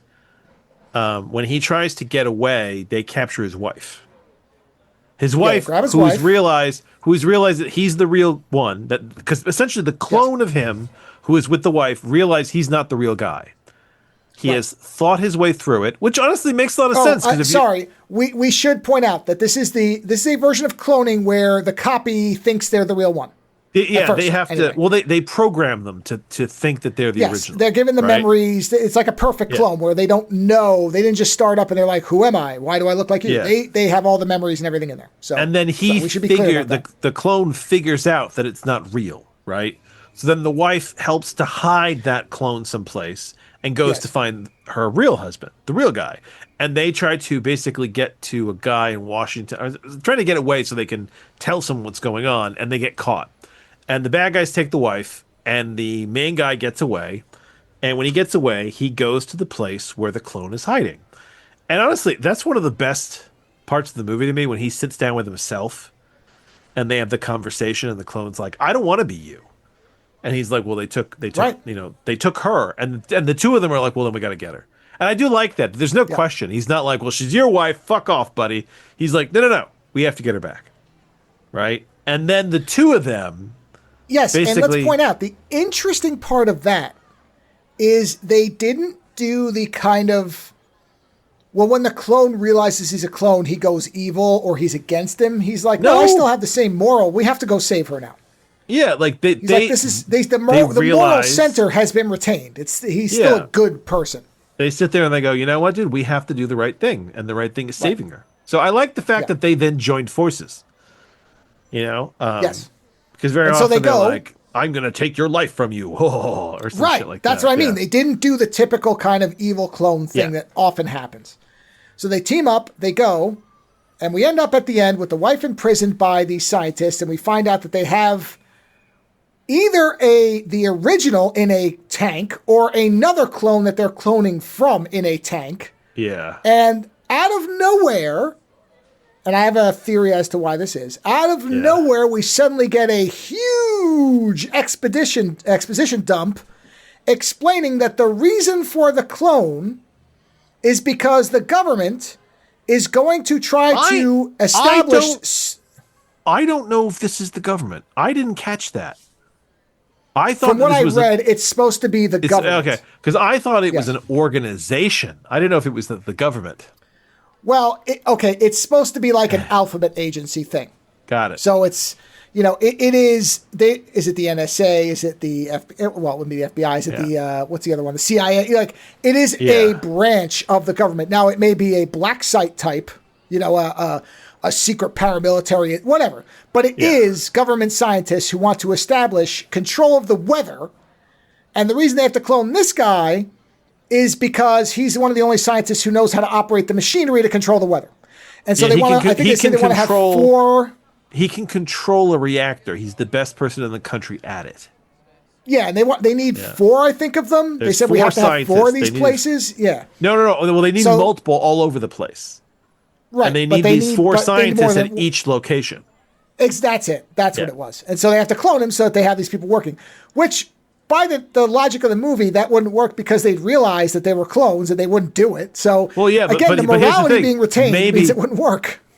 But maybe they don't know, the people making them. That's the thing; they don't know that yet. Possibly. Maybe this is the first. This is the first example of one of them breaking out of the programming. But my theory here, because that comes out of nowhere, at the end, and is comically James Bond stupid. It is very funny, yeah. I wonder if this movie originally didn't have that, because it feels like, if you take that out, that this movie is basically a warning against science. Like, hey, if these people just keep doing whatever they want and nobody's keep paying attention, they'll just do the worst thing. There has to be oversight. And so somebody might have said, hey, you put this out like this, and we might get accused of being anti-science. We have to give something to give this cover. Just put something in there to cover it. I see. And so then it became super weather machine. Ha ha ha. It's like, oh, well, these are just dumb scientists then. So this isn't real scientist stuff. This is bonkers, James Bond shit or, Agent 99 bullshit. So I really wonder if that was the original intent of the movie, or if they put that in there to stop it from seeming like a genuine criticism of just all science. Because that opening quote, I think, is a real quote. And I do believe at the time people thought that everything would be clonable. Obviously misunderstanding how cloning works.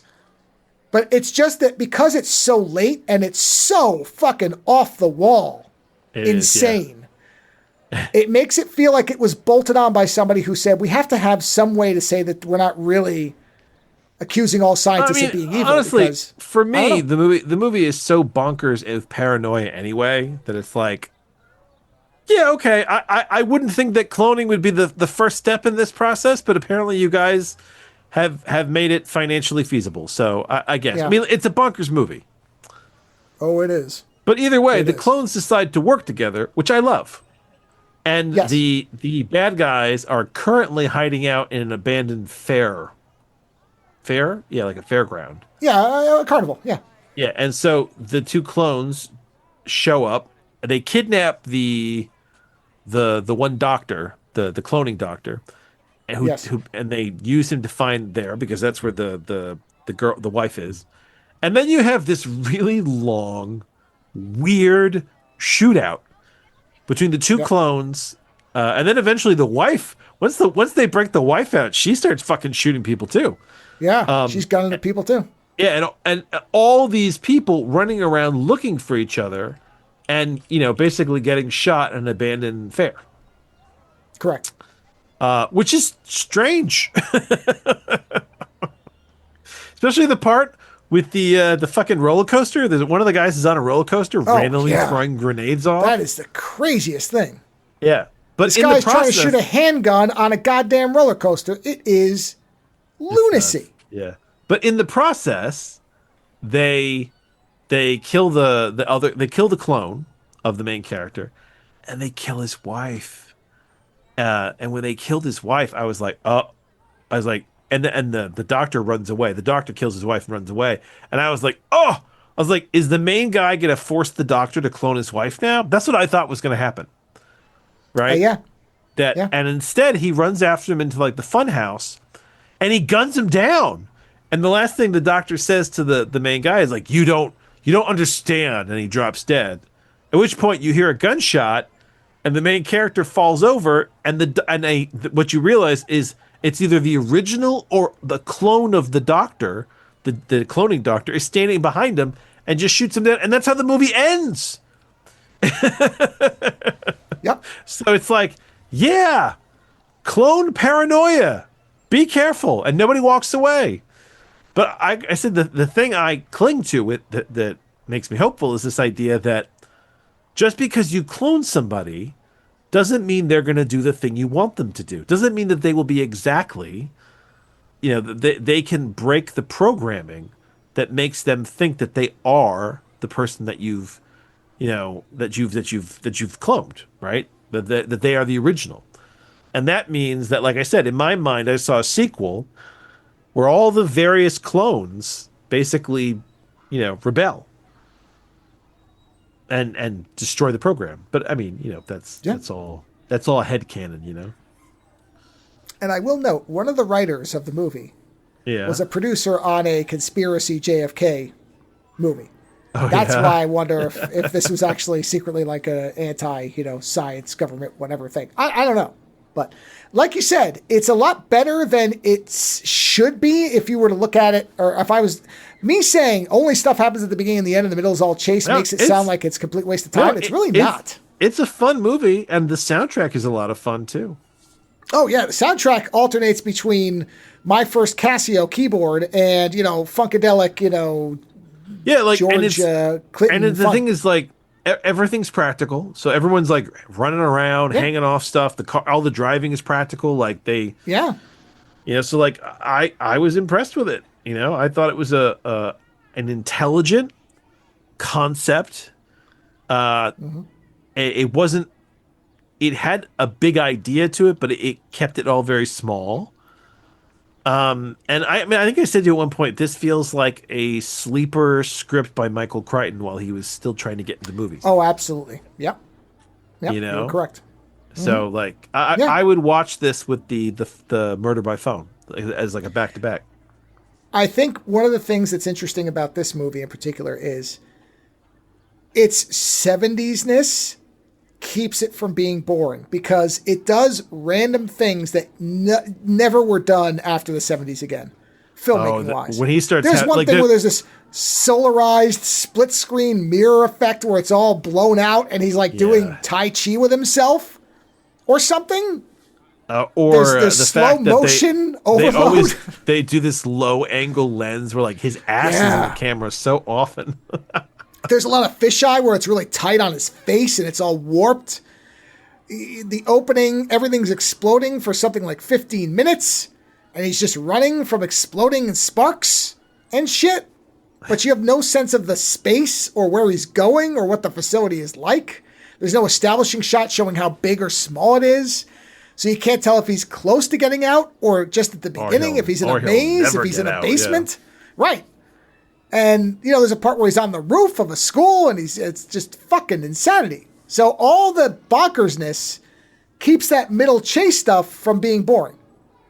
Because if it was made flat and without any style with quotes around it, it would be boring. it would just be like, okay, we're running to an okay. But the low, like you said, the low camera angles, the slow motion, the And the fact that choices. he is intelligent. You know, they cloned an intelligent guy, and his response to all this, he is scared and paranoid, but he is also being intelligent. He evades them. He tries to find help. He isn't, honestly, there are moments in this movie that made me feel like The Fugitive. You know, where like Harrison Ford. Actually, I think you joked around about that at one point. We were talking about it, where the guy's like, "I'm not the clone," and the guy's like, "I don't care. I don't care." Yeah, and it's like it's that kind of thing. It's like, Harrison Ford in The Fugitive is great because he's trying to figure out what happened. You know, he is an intelligent man responding intelligently to a situation, and that's the way that this guy responds. Where like once he kind of gets over the madness of it, he's like, okay, he's like, what is going on? And he starts looking for information, and he starts trying to figure it out. And he's not a fool. He is clever. You know, like he is like he's a science hero. And that's why you say like it's an anti-science movie. It is and it isn't, because the hero is a science hero. You know, he is figuring it out. He is intelligent. He's smart. So, yeah, I don't necessarily know, but I enjoyed it. I liked it. It was fun. No, I agree. I thought it was a lot of fun. I think its 70s-ness helps it get past what in a modern movie might be boring stuff. That's not a problem with this one. It needs the 70s-ness. Yes, it does. Yeah. And fortunately, it hasn't. So, yes, fortunately, it hasn't. Yeah, and it's one that is 2 of the 3 movies we'll be talking about are free to watch. This is one of them. You can watch this pretty much anywhere. And it is an interesting, it's got that 70s paranoia that, this is a parallax view type of movie. It's got an ending that is surprising. Yeah, and the ending, it's a bleak one. And the ending just kick you sideways. Like when you get to that ending where they shoot him and you realize that there's 2 of the cloning doctors, and you're kind of sitting there going, of course there is.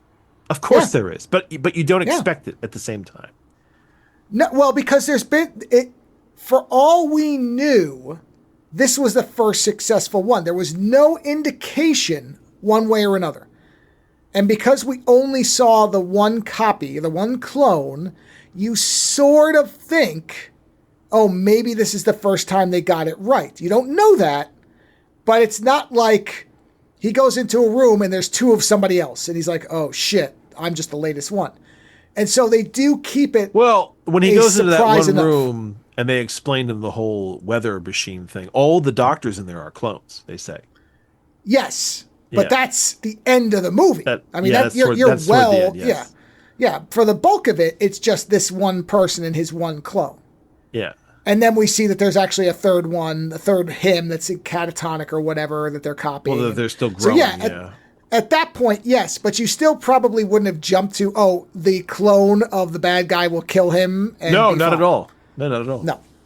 So, yeah, a fun movie, free to watch, funky soundtrack, very 70s filmmaking, and a fittingly bleak ending for the time. So, because this would have been what? Let's see. The first Nixon election was 68, 72. So this would have been right after the Nixon re-election. When did Nixon resign? Hold on. Let's see. 74. Resigned on. So he resigned a year later. So, but Watergate and all this shit, Vietnam, it all happened around now. Yeah. Around the time that movie was made, I mean. So this is so like suspicion of everything paranoia.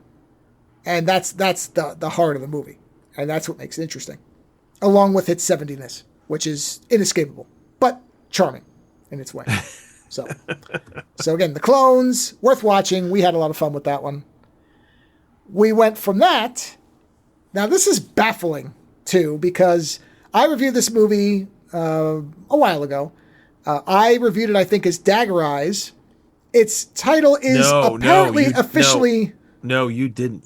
I'm pretty sure you reviewed this. Did I call it Mystere? It was Mystere. Okay. Yeah. But do me a favor. I'm curious. Because I didn't recognize Dagger Eyes. Okay. So if you search for Mystere movie, do you find it? It does come up. Because I don't. I find Vicky and Her Mystery. from 2021. But if I look for Dagger Eyes, it comes up right away as Mystere. So, I mean, I'm not seeing it anywhere. Yeah, but you know what? So hold on. I type in Mystere movie, right? Yeah. First is Vicky and her mystery. Second is Dagger Eyes. I don't see that anywhere on the first page. So really, it's the second thing for me.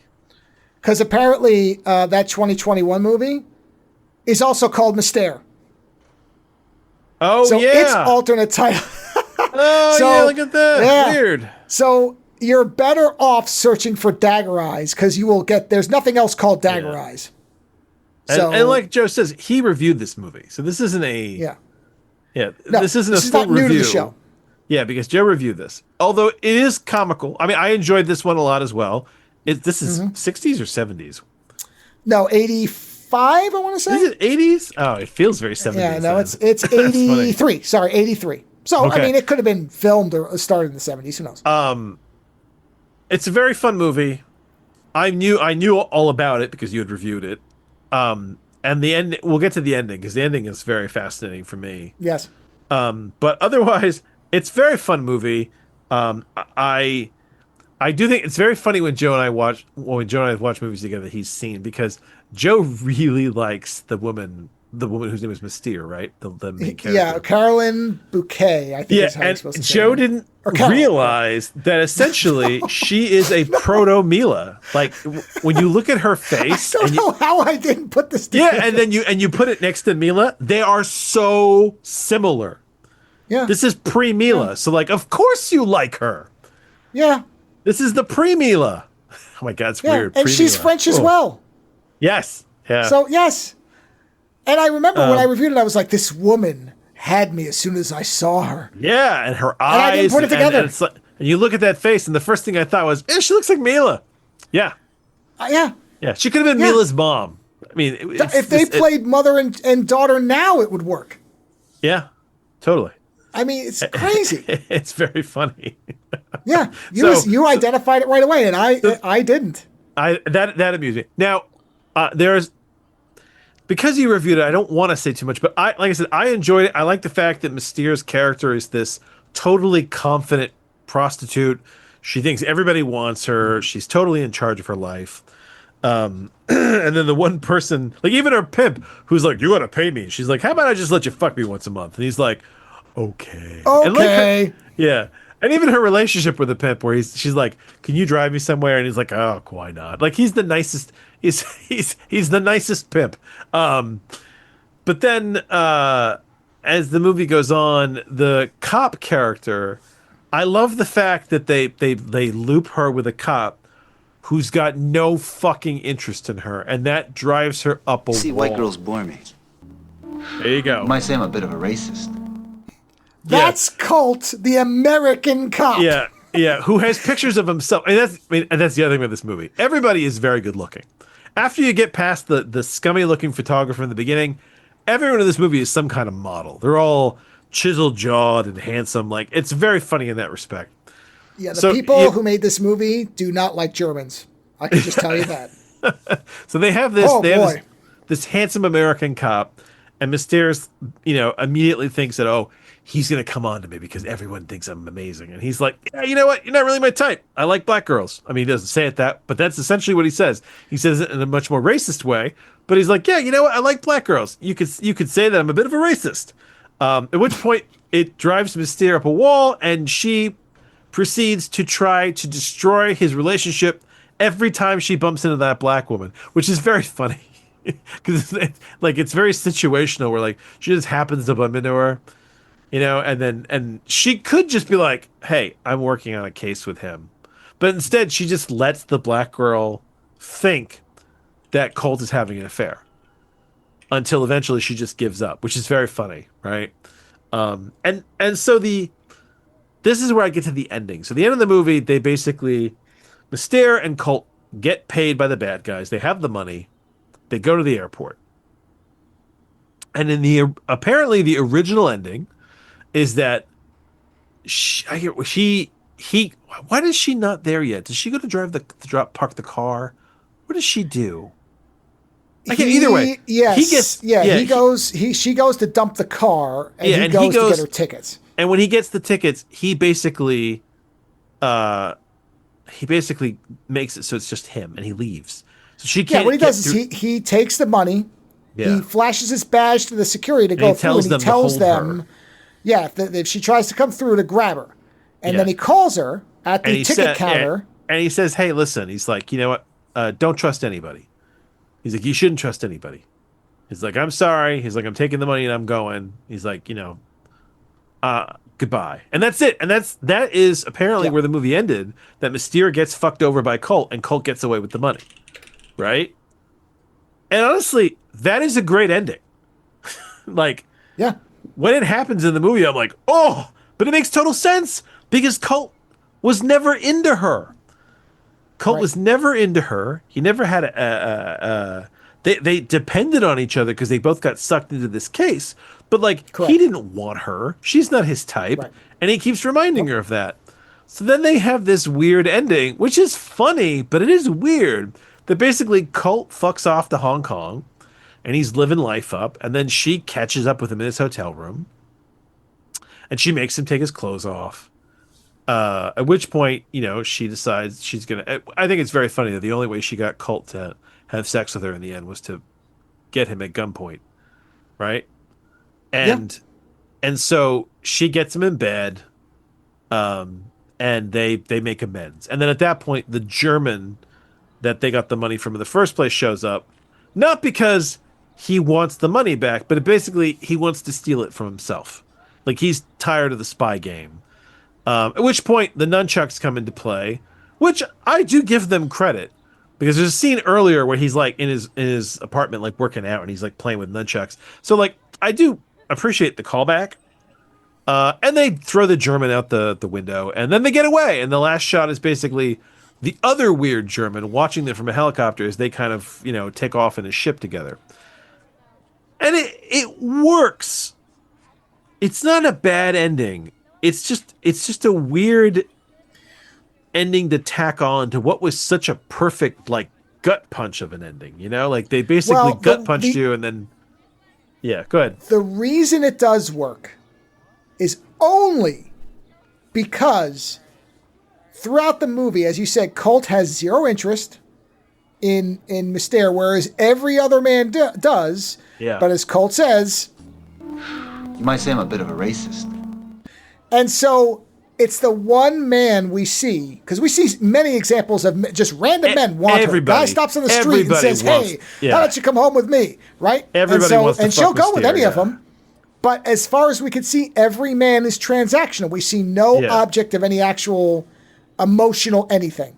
Colt is the one guy, a powerful man who has no interest. Well, what's funny is that he's not even a powerful man. I mean, he's kind of a lowly detective. No, but he's a lowly... But to her, he's a cop. So he is. But he's not enthralled by her wiles, and it annoys her. At the end of their first encounter, he smacks her in the face and says, hey, you don't realize I'm a cop, right? So there is a power dynamic there. But it's the other side of it where she's like, all right, let's just have sex because that's what cops do. And he's like, no, not me. I don't care. I don't want you. I don't need you to have sex. And also, I'm not interested. And so that added on ending works for her because it does make sense that she would be drawn. I mean, he is a good looking guy. Oh, no, he is very good looking guy, yeah. And when he says to her, are you with me or are you with the money? And she says, does it make a difference? Well, because that's what he said to her. That was it's reversed during the movie. There's a point where he says to her, are you running with me for the money or because of me? And she's like, well, does it make any difference? So it's like there is this thing between them now. And you know what? Maybe here's the thing. Maybe it does make sense because it's still transactional. She's still with him because they have the money. And so the transaction is ongoing as far as she's concerned. I don't disagree that the original ending is more powerful. It is. Fortunately, the appended ending isn't terrible. It's not bad. It's just strange. They didn't ruin it. Well, because it does. Yeah, it does. It is kind of obvious that it was meant to end at the airport. Yeah. Like it's an Italian film. Italian film. What would have happened in the originals? I'm sure with her looking at the camera, it would have frozen, and then the credits would have come up. And then there would have been like some some music or a woman singing longingly about getting fucked over. Yeah, and they probably would have faded out until you could only see her eyes and her lips or something, and that would have been the end. And that's perfect. Like I could edit that ending and make it work.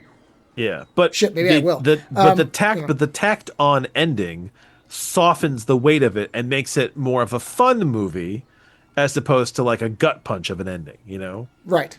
And honestly, that's the softened ending, I think, works better with the general tone of the movie. But I think that the original ending is still better. I don't disagree. So, but listen, everyone in this movie just about is beautiful. Steer is gorgeous. I mean, Colt is gorgeous. I mean, as a man, he is a specimen of a man. Yes, he is. Right? Like the casting director on this did top-notch work. Oh yeah.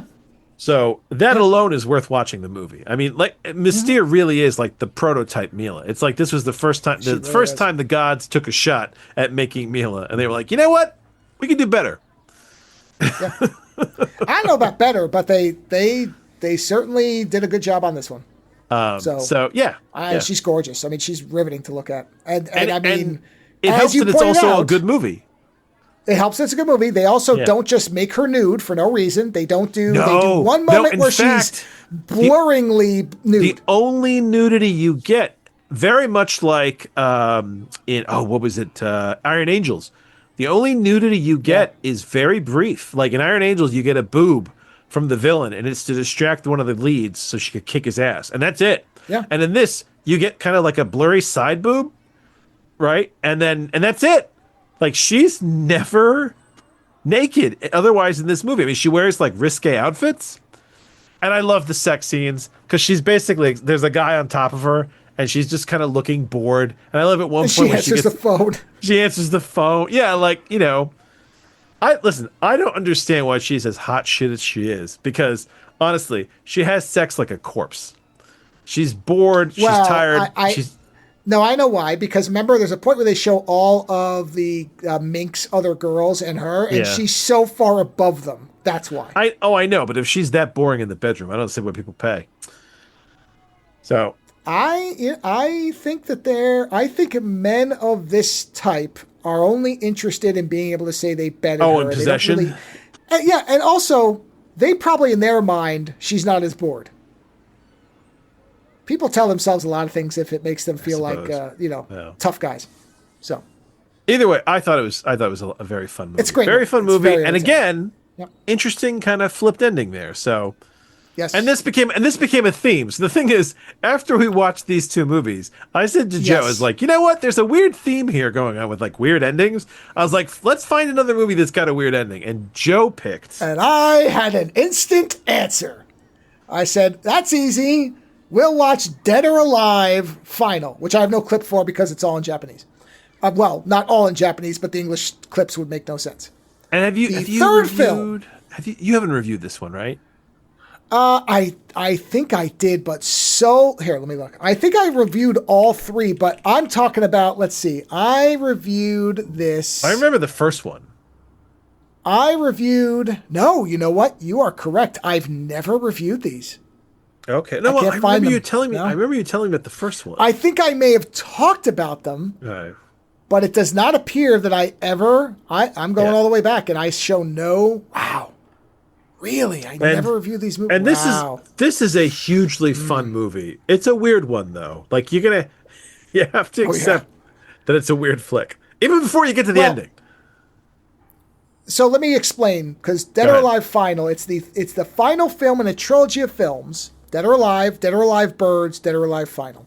You do not need to have seen the first two movies to watch this movie. There is one small bit that refers to them, but I don't think it matters if you know or not. You see this scene at the end where they're flashbacking to the other two movies where they were, because these two characters realize that they're kind of locked in this eternal struggle.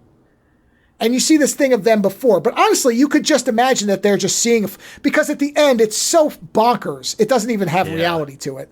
So it doesn't matter. So, but this is the only one that's a cyberpunk film. Yeah, and that's the thing is that so apparently there's been some kind of war, and it's kind of like there are cities, and they're kind of I don't know if they're It's a it's walled. a it's a Judge Dredd thing where there's a Yeah, wasteland and then very green populated cities. So they're like mega yeah. cities. So and It's then never really explained, so it's yeah, loose. and But they it's refer to very what's loose. outside the city. They say sand and dust or whatever. Yeah, That's and it. it's very loose. And the mayor who controls this city is a bit nuts, and he wants everybody on strict birth control because his whole I mean, honestly, he does have an interesting philosophy, which is the idea that the second you let numbers get out of control, then, war is inevitable, right? But if you keep the population at a certain Overpopulation. level, Yeah, yeah. And overpopulation so I leads to war. don't disagree to some degree with that. It's just the way he goes about it. Yes, And so there are as people usual. who are rebelling against him, who want to have babies, and he wants to make it so that only very specific people can have babies, namely not the poor. And so there's issue. And so the two main guys in this movie is the guy who looks like Elvis, who is an enforcer for the mayor, and then what is essentially a replicant, an android, who wanders into the Yes. city. And the Elvis A guy, what was his former name? warbot. Who's a former They say. war bot, right? And the Elvis guy is fascinating because whenever he's going to go into a fight, he takes off his silver trench coat and flips it inside out so it's black, which I know you've Correct. mentioned that before. Yeah, I remember mentioning that. I And know I it's have. and it is very funny. Like he does it every time. And that's the thing is Yeah. this is a funny movie. And if you go into it realizing that it's kind of a funny action, like I don't know. It's just weird. Like it's just weird. And the replicant joins the rebels, and the rebels are kind of naive and hopeful, and the mayor has his enforcer. And as the movie goes on, the enforcer character starts to realize that maybe his life isn't what he thinks it is. Like it's not quite adding up, and the replicant and him are they seem to be bound to collide. But at one point, the replicant touches him and does a weird sort of like energy thing around his heart, right? Yep. And after that, the enforcer realizes that there's something up, and eventually, is it the mayor that breaks his wife? I can't remember if the mayor broke his wife. Yes, he Yeah, calls the mayor. repairman. Yeah, the mayor and realizes he- that the enforcer is going to turn on him, or that morally he may turn on him. At Yeah, which because the enforcer lets these two people who illegally copulated go away, and he says, "Why'd you let them go?" And he was like, "Well, I don't know. There wasn't a reason. They're harmless." And he's like, "I don't like how you're starting to think.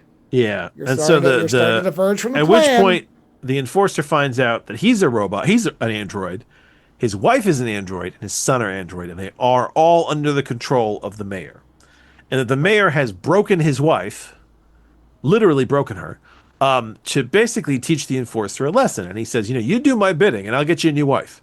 I'll get you a new wife, and everything will be perfect, and it'll be fantastic. And essentially, he won't remember any of this. Right. And the enforcer then goes to find the android, the rebel android. Yep. But it's very interesting because when he shows up to fight him, he never flips his coat. No. No, so like his heart's not in it. Like he's fighting him, but he's Right. not really sure why he's fighting him. And the thing is, by the time you get to this point, there's tons of movie before this where the enforcer's son gets kidnapped and gets returned, and the android sleeps with a human woman, and she realizes that she's falling for him, and the rebel android starts to kind of take care of a child. So in a weird way, as the enforcer is realizing that he has a robot family, the android is creating a real family. So there's an interesting parallel between them, but inevitably it all boils down to this fight. And when two of them meet, like I said, he doesn't flip his coat, which says to me that his heart's not in it. And they start fighting, and then they start throwing themselves all over this warehouse. At which point, they get into this kind of like energy chi lock where they're both pushing on each other, and there's like this energy that's going around them, and it keeps getting bigger and bigger. At which point, they merge into a cyborg like giant, which there's no allusion to this throughout the movie whatsoever. Nope. It's just out of nowhere they become a giant robot with a giant metal penis for a head, and each of them are essentially like the pectoral plate. Their face is the pectoral plate of the robot. Well, hold on. There's a few details that we should fill in. So before we get to the very end, let's point out a couple things. First off, 200 hours later. So this robot, they first both start off as faces on the front. Then one, the enforcer, goes to the hand. He goes to the fist. And the other one becomes the asshole of the robot. He for a goes minute. to the butthole. Yes. Right. Now, and then they both come back to the front. Yeah. And they have this thing where they're like, what is this? Yeah, the enforcer's like, what is this? What's going on? And then the other one says, rebel just says, oh, this is what it is. Yeah, this is what it is. And at this point, if you're looking at this robot, which is very large, the head is phallic, but you might not be sure that it's actually a penis until it extends out with this veiny stalk. Oh, yeah. And then it's very clear what it's supposed to be. Yeah. And then the next thing we see is the mayor having sex with his android sex saxbot. So it takes off. They take off right through the ceiling of this and warehouse. the next thing is that the whole movie, the mayor has this like art saxophonist dancing around him playing, and you and I were going back and forth of whether we thought he was a robot or just a weirdo. And the movie, you very quickly said, "I think this is a robot," which you were correct. You were right. Well, no, I mean, there was a point where it became very obvious, but because you were like, he's standing strangely, and I wasn't sure if that was a directing style thing at first. Yeah. But then it becomes pretty obvious that he's shut down or frozen. Yeah. And so probably about the halfway point, I said, yeah, you're right. This is definitely a robot. And so the movie, so basically the mech takes off, right? And the next thing you see is the mayor is there having sex with his saxophone robot, and there's a crashing noise, and he turns around and he screams, and the movie ends. And correct. I think you're led to believe that the giant cock robot got there. Oh yeah. Yes, that's definitely what happened. I mean, dude, it's a winged robot with a penis head. I'm looking at a picture of it right now. And if you remember, I said to you right away when you said you want a third movie, I said Dead or Alive Final. That's it. Yeah, I said, like, if you call the ending of this movie, I'll give you $100. Because I knew there was no goddamn chance. That somehow they were headed for each other. I knew that there was something going that part, on. Yes, that part, sure. But no, I didn't think they were gonna collide and become a penis. I so distinctly remember watching this movie for the first time when that robot shows up. Yeah, and I realized it had a penis for a head, and I went. I mean, that is seared into my brain where it's just sitting there with the two of them in the front of it. Yeah. I've never, that is, if somebody says, I want a movie that there's no way I could predict the ending of, it's the first thing I fucking think of. The first thing I think of as far as a batshit crazy, unpredictable ending, that's the one. Because nothing in the movie will point to that at all. And I mean, and it's fun on top of that. I mean, it's a fun movie. No, it's a riot. It's a riot. It's the enforcer is evil Elvis, as you pointed out. He's got a sneer and a pompadour. The whole movie is great. Beautiful hair. He does, and he does in every movie. He looks like that, which is great. And when they break his wife, that scene is mildly disturbing. Yes, the wife's off switch. Because he realizes she's completely broken and cannot be repaired. And so he finds her in bed twitching. And the off switch is in her vagina. Somewhere in her crotchal area. I would imagine that knowing the mayor, the way the character was established, I would assume her clit is a flip switch. That's just my guess. We don't see that, but it makes complete sense. That for the mayor, who is a very, very openly anti-heterosexual man, that the source of a woman's pleasure would be where he'd put the off switch after he breaks I it. was surprised that he didn't make the wife attack him. I thought that was where that scene was going to lead. No, I think he wanted to be able to control him. He wanted to inflict pain, not actually. He wanted to inflict psychological pain, not physical pain. Oh, well, there you go. That was my feeling of it. So, yeah. I could not explain the ending. No. Now I will say that the first movie, I've watched all three. I have the box set of all three. Okay. The first movie also has a out of nowhere ending, but slightly less so. The second movie is the most conventional for a movie that ends up with two guys who are actually angels or literal birds. I don't really even know how to. We'll probably end up watching all these movies at some point, and so we can interpret that second one probably. But the first one is a pretty straightforward crime story until it's not. Until they just blow the planet up. But then in the second one, they grow wings. The Pompadour has black wings. The android has white wings. They're opposite assassins that were actually childhood friends. Yeah. They all kind of, but the second one ends the most conventionally for these movies. Whereas the first one and the third one have endings that I don't think most people would have predicted. But especially this one. This one more so than because I think what it is that this one is already kind of weird already. Yes. So then you're sitting there going, well, this is a weird movie. It's going to have a weird ending. But then you don't expect it to get that weird. Like, it just cranks it through the roof. Yeah. You know? It's... Yeah. And then it knew... I mean, the movie, at that point, the director was like, no, we've done enough. I don't even need to show you killing the mayor. Because you know what's happening. Yeah. Bad mayor's going to get it. Yep. So... Yeah, fun movie. Again, a fun movie with a bonkers ending. So yes. The only negative of the movie is there's not a very good print of it available. And so it has these burned in subtitles.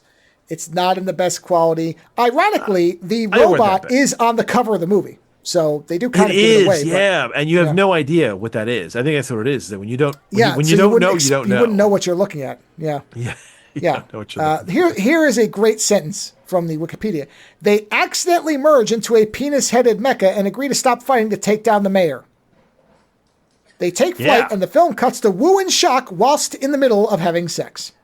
Yes. Which, honestly, is he having sex or is he taking advantage of his robot? Oh, no, it's a bot, so you assume the bot never speaks or anything, so I assume he's got like a remote control for him. Oh, no, he's taking advantage. Yeah, he's taking advantage of his robot. Or it's just a pleasure bot that's not sentient. I don't know.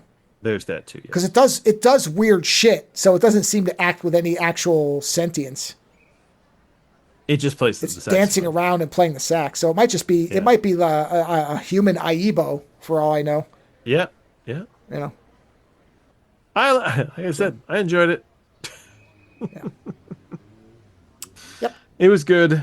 So, and that's the thing is that for me, all these movies we've described tonight are good. Mm-hmm. Yeah, I think they're all fun. I think the only one you can't watch for free is Dead or Alive Final. Unfortunately, you'll have to rent it for $1. Oh, it's worth $1. Totally worth $1. Yeah. No, I mean, these are and what to kind of tie it all together. Clones is worth watching because at the time that Clones came out, I was reading about this. Apparently, this movie put Clones kind of in people's minds. Like I people started talking about it more after this movie. So Clones is kind of got a historical importance, and like I said, its 70s-ness is very fun. Dagger Eyes is actually just a good like kind of crime movie of the time period, and everyone in it is beautiful. I mean, if you like men, there's men. If you like women, there are women. It's a good-looking movie and, a fun crime story. And Dead or Alive is just... it's bonkers. It's got Strange comedy. It's got strange but interesting visuals, and the fight sequences are quite fun, especially once you kind of throw in robots into it, because they kind of overclock it because they're like, well, we've got robots. I mean, why can't our martial arts be ridiculous? So, yeah, they're all good. They're all good for different reasons. They're all fun. Like, you know, I would watch Clones again by myself, I think.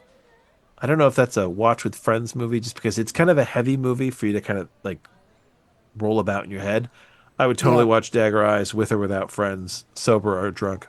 And Dead or Alive, I would watch it again, and I would also watch it with friends because it was good. You know, like it's not some movies, like I said, I just want to watch. I wouldn't see them again unless I was watching with someone. But some of these I would watch by myself, and all three of these, for different reasons, are good like that.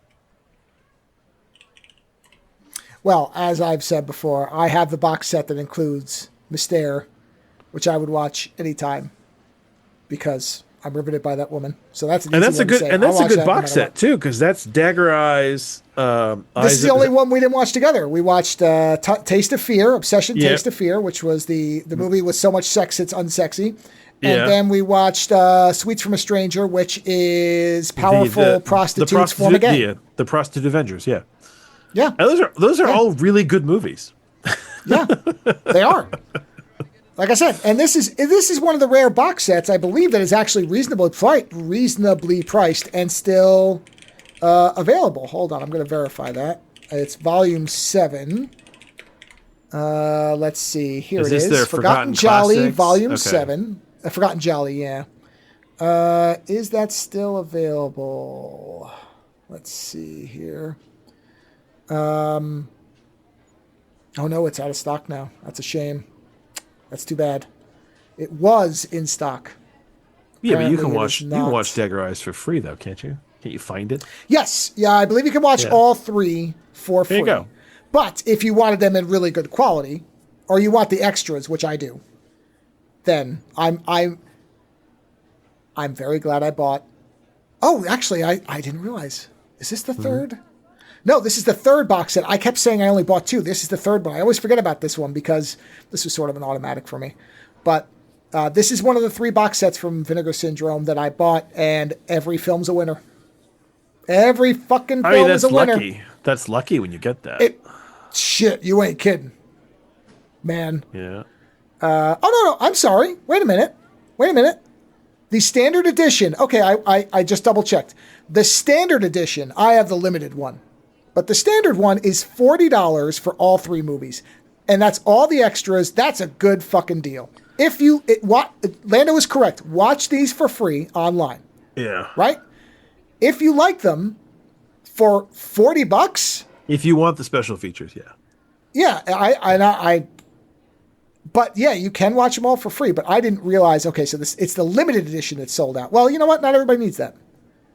If you need that, then you don't need that. I don't need that. I'm just looking to see if there's anything interesting. Wait a minute. I was really hoping that she did a commentary, but sadly she does not. No, she's not included in the special features. What a bummer.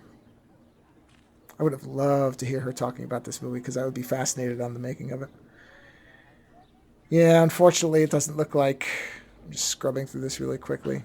Well, after this, she did a Bond movie, so yeah, she kind of She kind of must have forgotten about it and moved on. Honestly, all 3 of those movies, I would love to hear what the main characters had to say. Like the prostitute movie, I'd love to hear from some of the actresses on what they thought of that movie.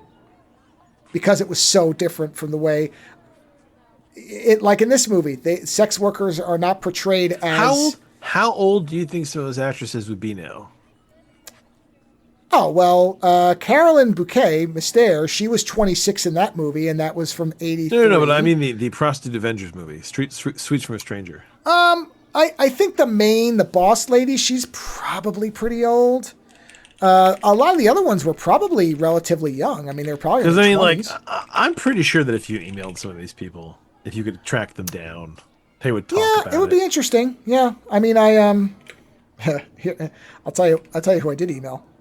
I have Who'd not you email? gotten a response. I sent an email to the woman who plays Nurse Chapel on Strange New Worlds. Really? Because she's an artist and she does some weird stuff. So I basically was like, hey, Star Trek, that's all good, well and good, but I'm not necessarily looking to talk to you about what you talk to everybody about. I'm interested in the art you do. Yeah. I didn't know she did art. Uh-huh. Yeah. That's cool. Yeah, so I said, I haven't heard anything, and I'm not expecting to hear anything, but I know. But yeah, I've started shooting these emails out to people. There's nothing wrong with asking. No, I agree. Yeah, I'm looking at how old. So this woman who was the boss? Was that Angela, or I think it was Nadine? I think Nadine was the main boss lady. Greekatown, 46. God, she'd be 80. She'd be 79. So yeah, that's probably the main boss lady. So that would be a weird conversation, especially if she doesn't speak English.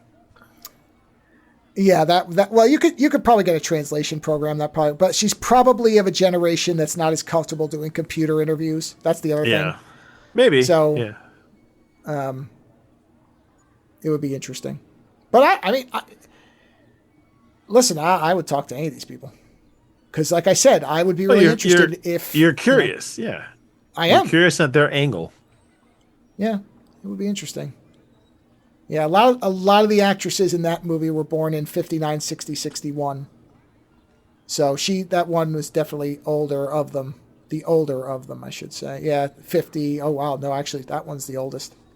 No, I'm sorry. No, 50 is still, but around there, 70-something, 75. That's the challenge. The language thing probably would be surmountable. Probably. I know, but it's the tech jump for the age. Yeah, that's the tougher part. So, but anyway, yeah. So yeah, all the movies are either free to watch. Not Superman. No. My advice on Superman is if you're not sure, wait till it's not $30. Because it will be coming, I think, in October to Max, I think. I was sure I wanted to see it, and I was going to watch it with my kids, so that's fine. Yeah. But if you're not sure, wait. Yeah. You've waited this long, just wait. Yeah, like I said, they said October it's coming to Max, so it will be streaming. There you go, yeah. I believe it's October. It's let's see, hold on. I want to get the month right. Superman 2025 streaming. Yeah. They did say and honestly, they gave all the dates. I would pay to watch Clones. I'd pay for any of these. They're all good. Oh yeah, yeah. Well, I did pay for one of these. Yeah, well, there you go. I wouldn't pay $40, but I would because I don't want the extras. 3 movies. Yeah, I don't need the extras. I don't need the commentaries. I just want to watch the movies. But I would pay to rent all these. They are sufficiently fun and weird enough. Yeah, and the nice part is the most you're going to pay for any of them is $1, so that's great. Right now, yeah. Except for Superman. That's why I said Superman will be on stream by the end of the year. Yep. So, I do want to re-emphasize, I'm not saying it's a bad movie. It lost me. But not because I thought they didn't get Superman. At the very least. And the thing is, it didn't lose me. I thought it was fun. Right, but what I want to make clear is, unlike Man of Steel, which I hate because it's not Superman, this at least understood Superman. The movie around him lost me. Superman, the character, is there. So that part at least is a massive improvement. So my not finishing it, at least I recognize that they know who Superman is and what he's all about. In that fight with the giant creature thing, he keeps saving even a squirrel. Oh, that's Superman. And the kaiju, he doesn't want to kill it. Right, and Mr. Terrific kills it, which like I said, that was they show up and he's like, "How are we going to get this thing out of here so we can study it?" And Mr. Terrific's like, "Really?" Are you serious? He kills it. Yeah, he's the one that kills it, and then he's bummed. He's really bummed about it, and it's like, yeah. So, when he breaks a window of people inside, he's like, "Are you guys okay?" Think about it. Opposite of Man of Steel. It's the whole idea Jesus that, Christ. like, if you were a good person, right, a genuinely good person, and you had godlike powers, wouldn't then the struggle be to try and help everybody? trying to make sure no one got hurt. I mean, like, it's, and then, and this movie is basically gets into the idea that, you can't necessarily do that because governments and politics will get in your way. There's one way to do it, which we've seen in the comics, which was in, as I always go back to, in Kingdom Come, the Flash gets to a point where he's going so fast, he's he doesn't everywhere. Stop. Oh, yeah, he doesn't stop. But he's also not really a person anymore. No, he's not really a human being. He is a force at that point. He is the Speed Force. Yeah, he never stops. And so what you have to do is you have to give yourself up as a individual. You basically give yourself up as a human. Superman would never stop moving. He would be the Flash, and he would be constantly fixing things so quickly nobody would know he was doing it. That's how you avoid the political things. The Flash moved so quickly nobody could see him. And I love the way that Alex Ross draws him. Yeah, where he's shimmery. He's like it's always like he's always shimmering back and forth. He's never quite there. Yeah. Yeah, it's fantastic. Boy, do I wish somebody would animate that exactly in the style of the comic. That would be amazing. I can't believe it hasn't happened yet. Anyway. That's great. If you can find it, I would highly recommend the audio drama of that. It's very good. That they did Kingdom Come. If you haven't read Kingdom Come, read Kingdom Come. No, I mean, but some people don't read comics, so fine, listen to the audio version. You get the core of it. Sure. I understand some people don't read comics. That's fine. I've tried to make my wife read a few comics. Never gonna happen. It's okay. I know. But listen, you know what? The only one she ever read was The Crow, and she liked that. And I'm like, well, everyone's gonna find their entertainment where they find it. Yes. So that's why I'm saying, if you have no desire to read comics, but you want a good kind of Superman story, there is an audio version of Kingdom Come. You could just treat it as an audiobook, because that's what it is in that form. So you can still, and I would highly recommend it. It's actually multicast with different people. Well done. It's not the unabridged version of the story, but the important stuff is all there. And so if you're not a comic book person, I would say there's your audiobook version of it, because I think people should, that is, again, a story that understood what Superman is all about and engaged with the problem of being like that, of the idea that no conflict should ever involve death. Well, guess what? That's not always going to work. It's a really good exploration of the difference between Batman, Superman, and Wonder Woman. And while they're all trying to do good, their approach to it is vastly different at times. And so there's conflict in that, even though they are all generally good people trying to make the world better. Their way of doing it can be very different under the wrong pressures. So that's what I'm saying. If you're not into comics, listen to the audiobook version. It's excellent. On that note, because we're not going to go on Kingdom Come or I'll talk for another 2 hours. I know. Go watch those 3 films. Whatever one that sounds interesting. $1 or less. Can't beat that deal. And then Superman's in there. So at least they understood Superman. So for whatever problems I have, thank you, somebody, for understanding that Superman is supposed to save people and not just wreck shit and snap necks and be fucking miserable. So whatever complaints I have, they are not with Superman. They finally understand that fucking character again. Thank you, somebody. On that note, whatever you do, enjoy your weekend. We'll talk to you again next week. Visit OzoneNightmare.com to subscribe to new episodes, browse through our back catalog, or to find links to support the show. Follow @OzoneNightmare on Twitter for the latest episode postings and other show information. If 280 characters just isn't enough, you can always email us, theozonenightmare@gmail.com. The opening theme for the show is provided by Heartbeat Hero. The closing theme is provided by Ogre. Please visit and support these artists using the links in the show notes for each episode.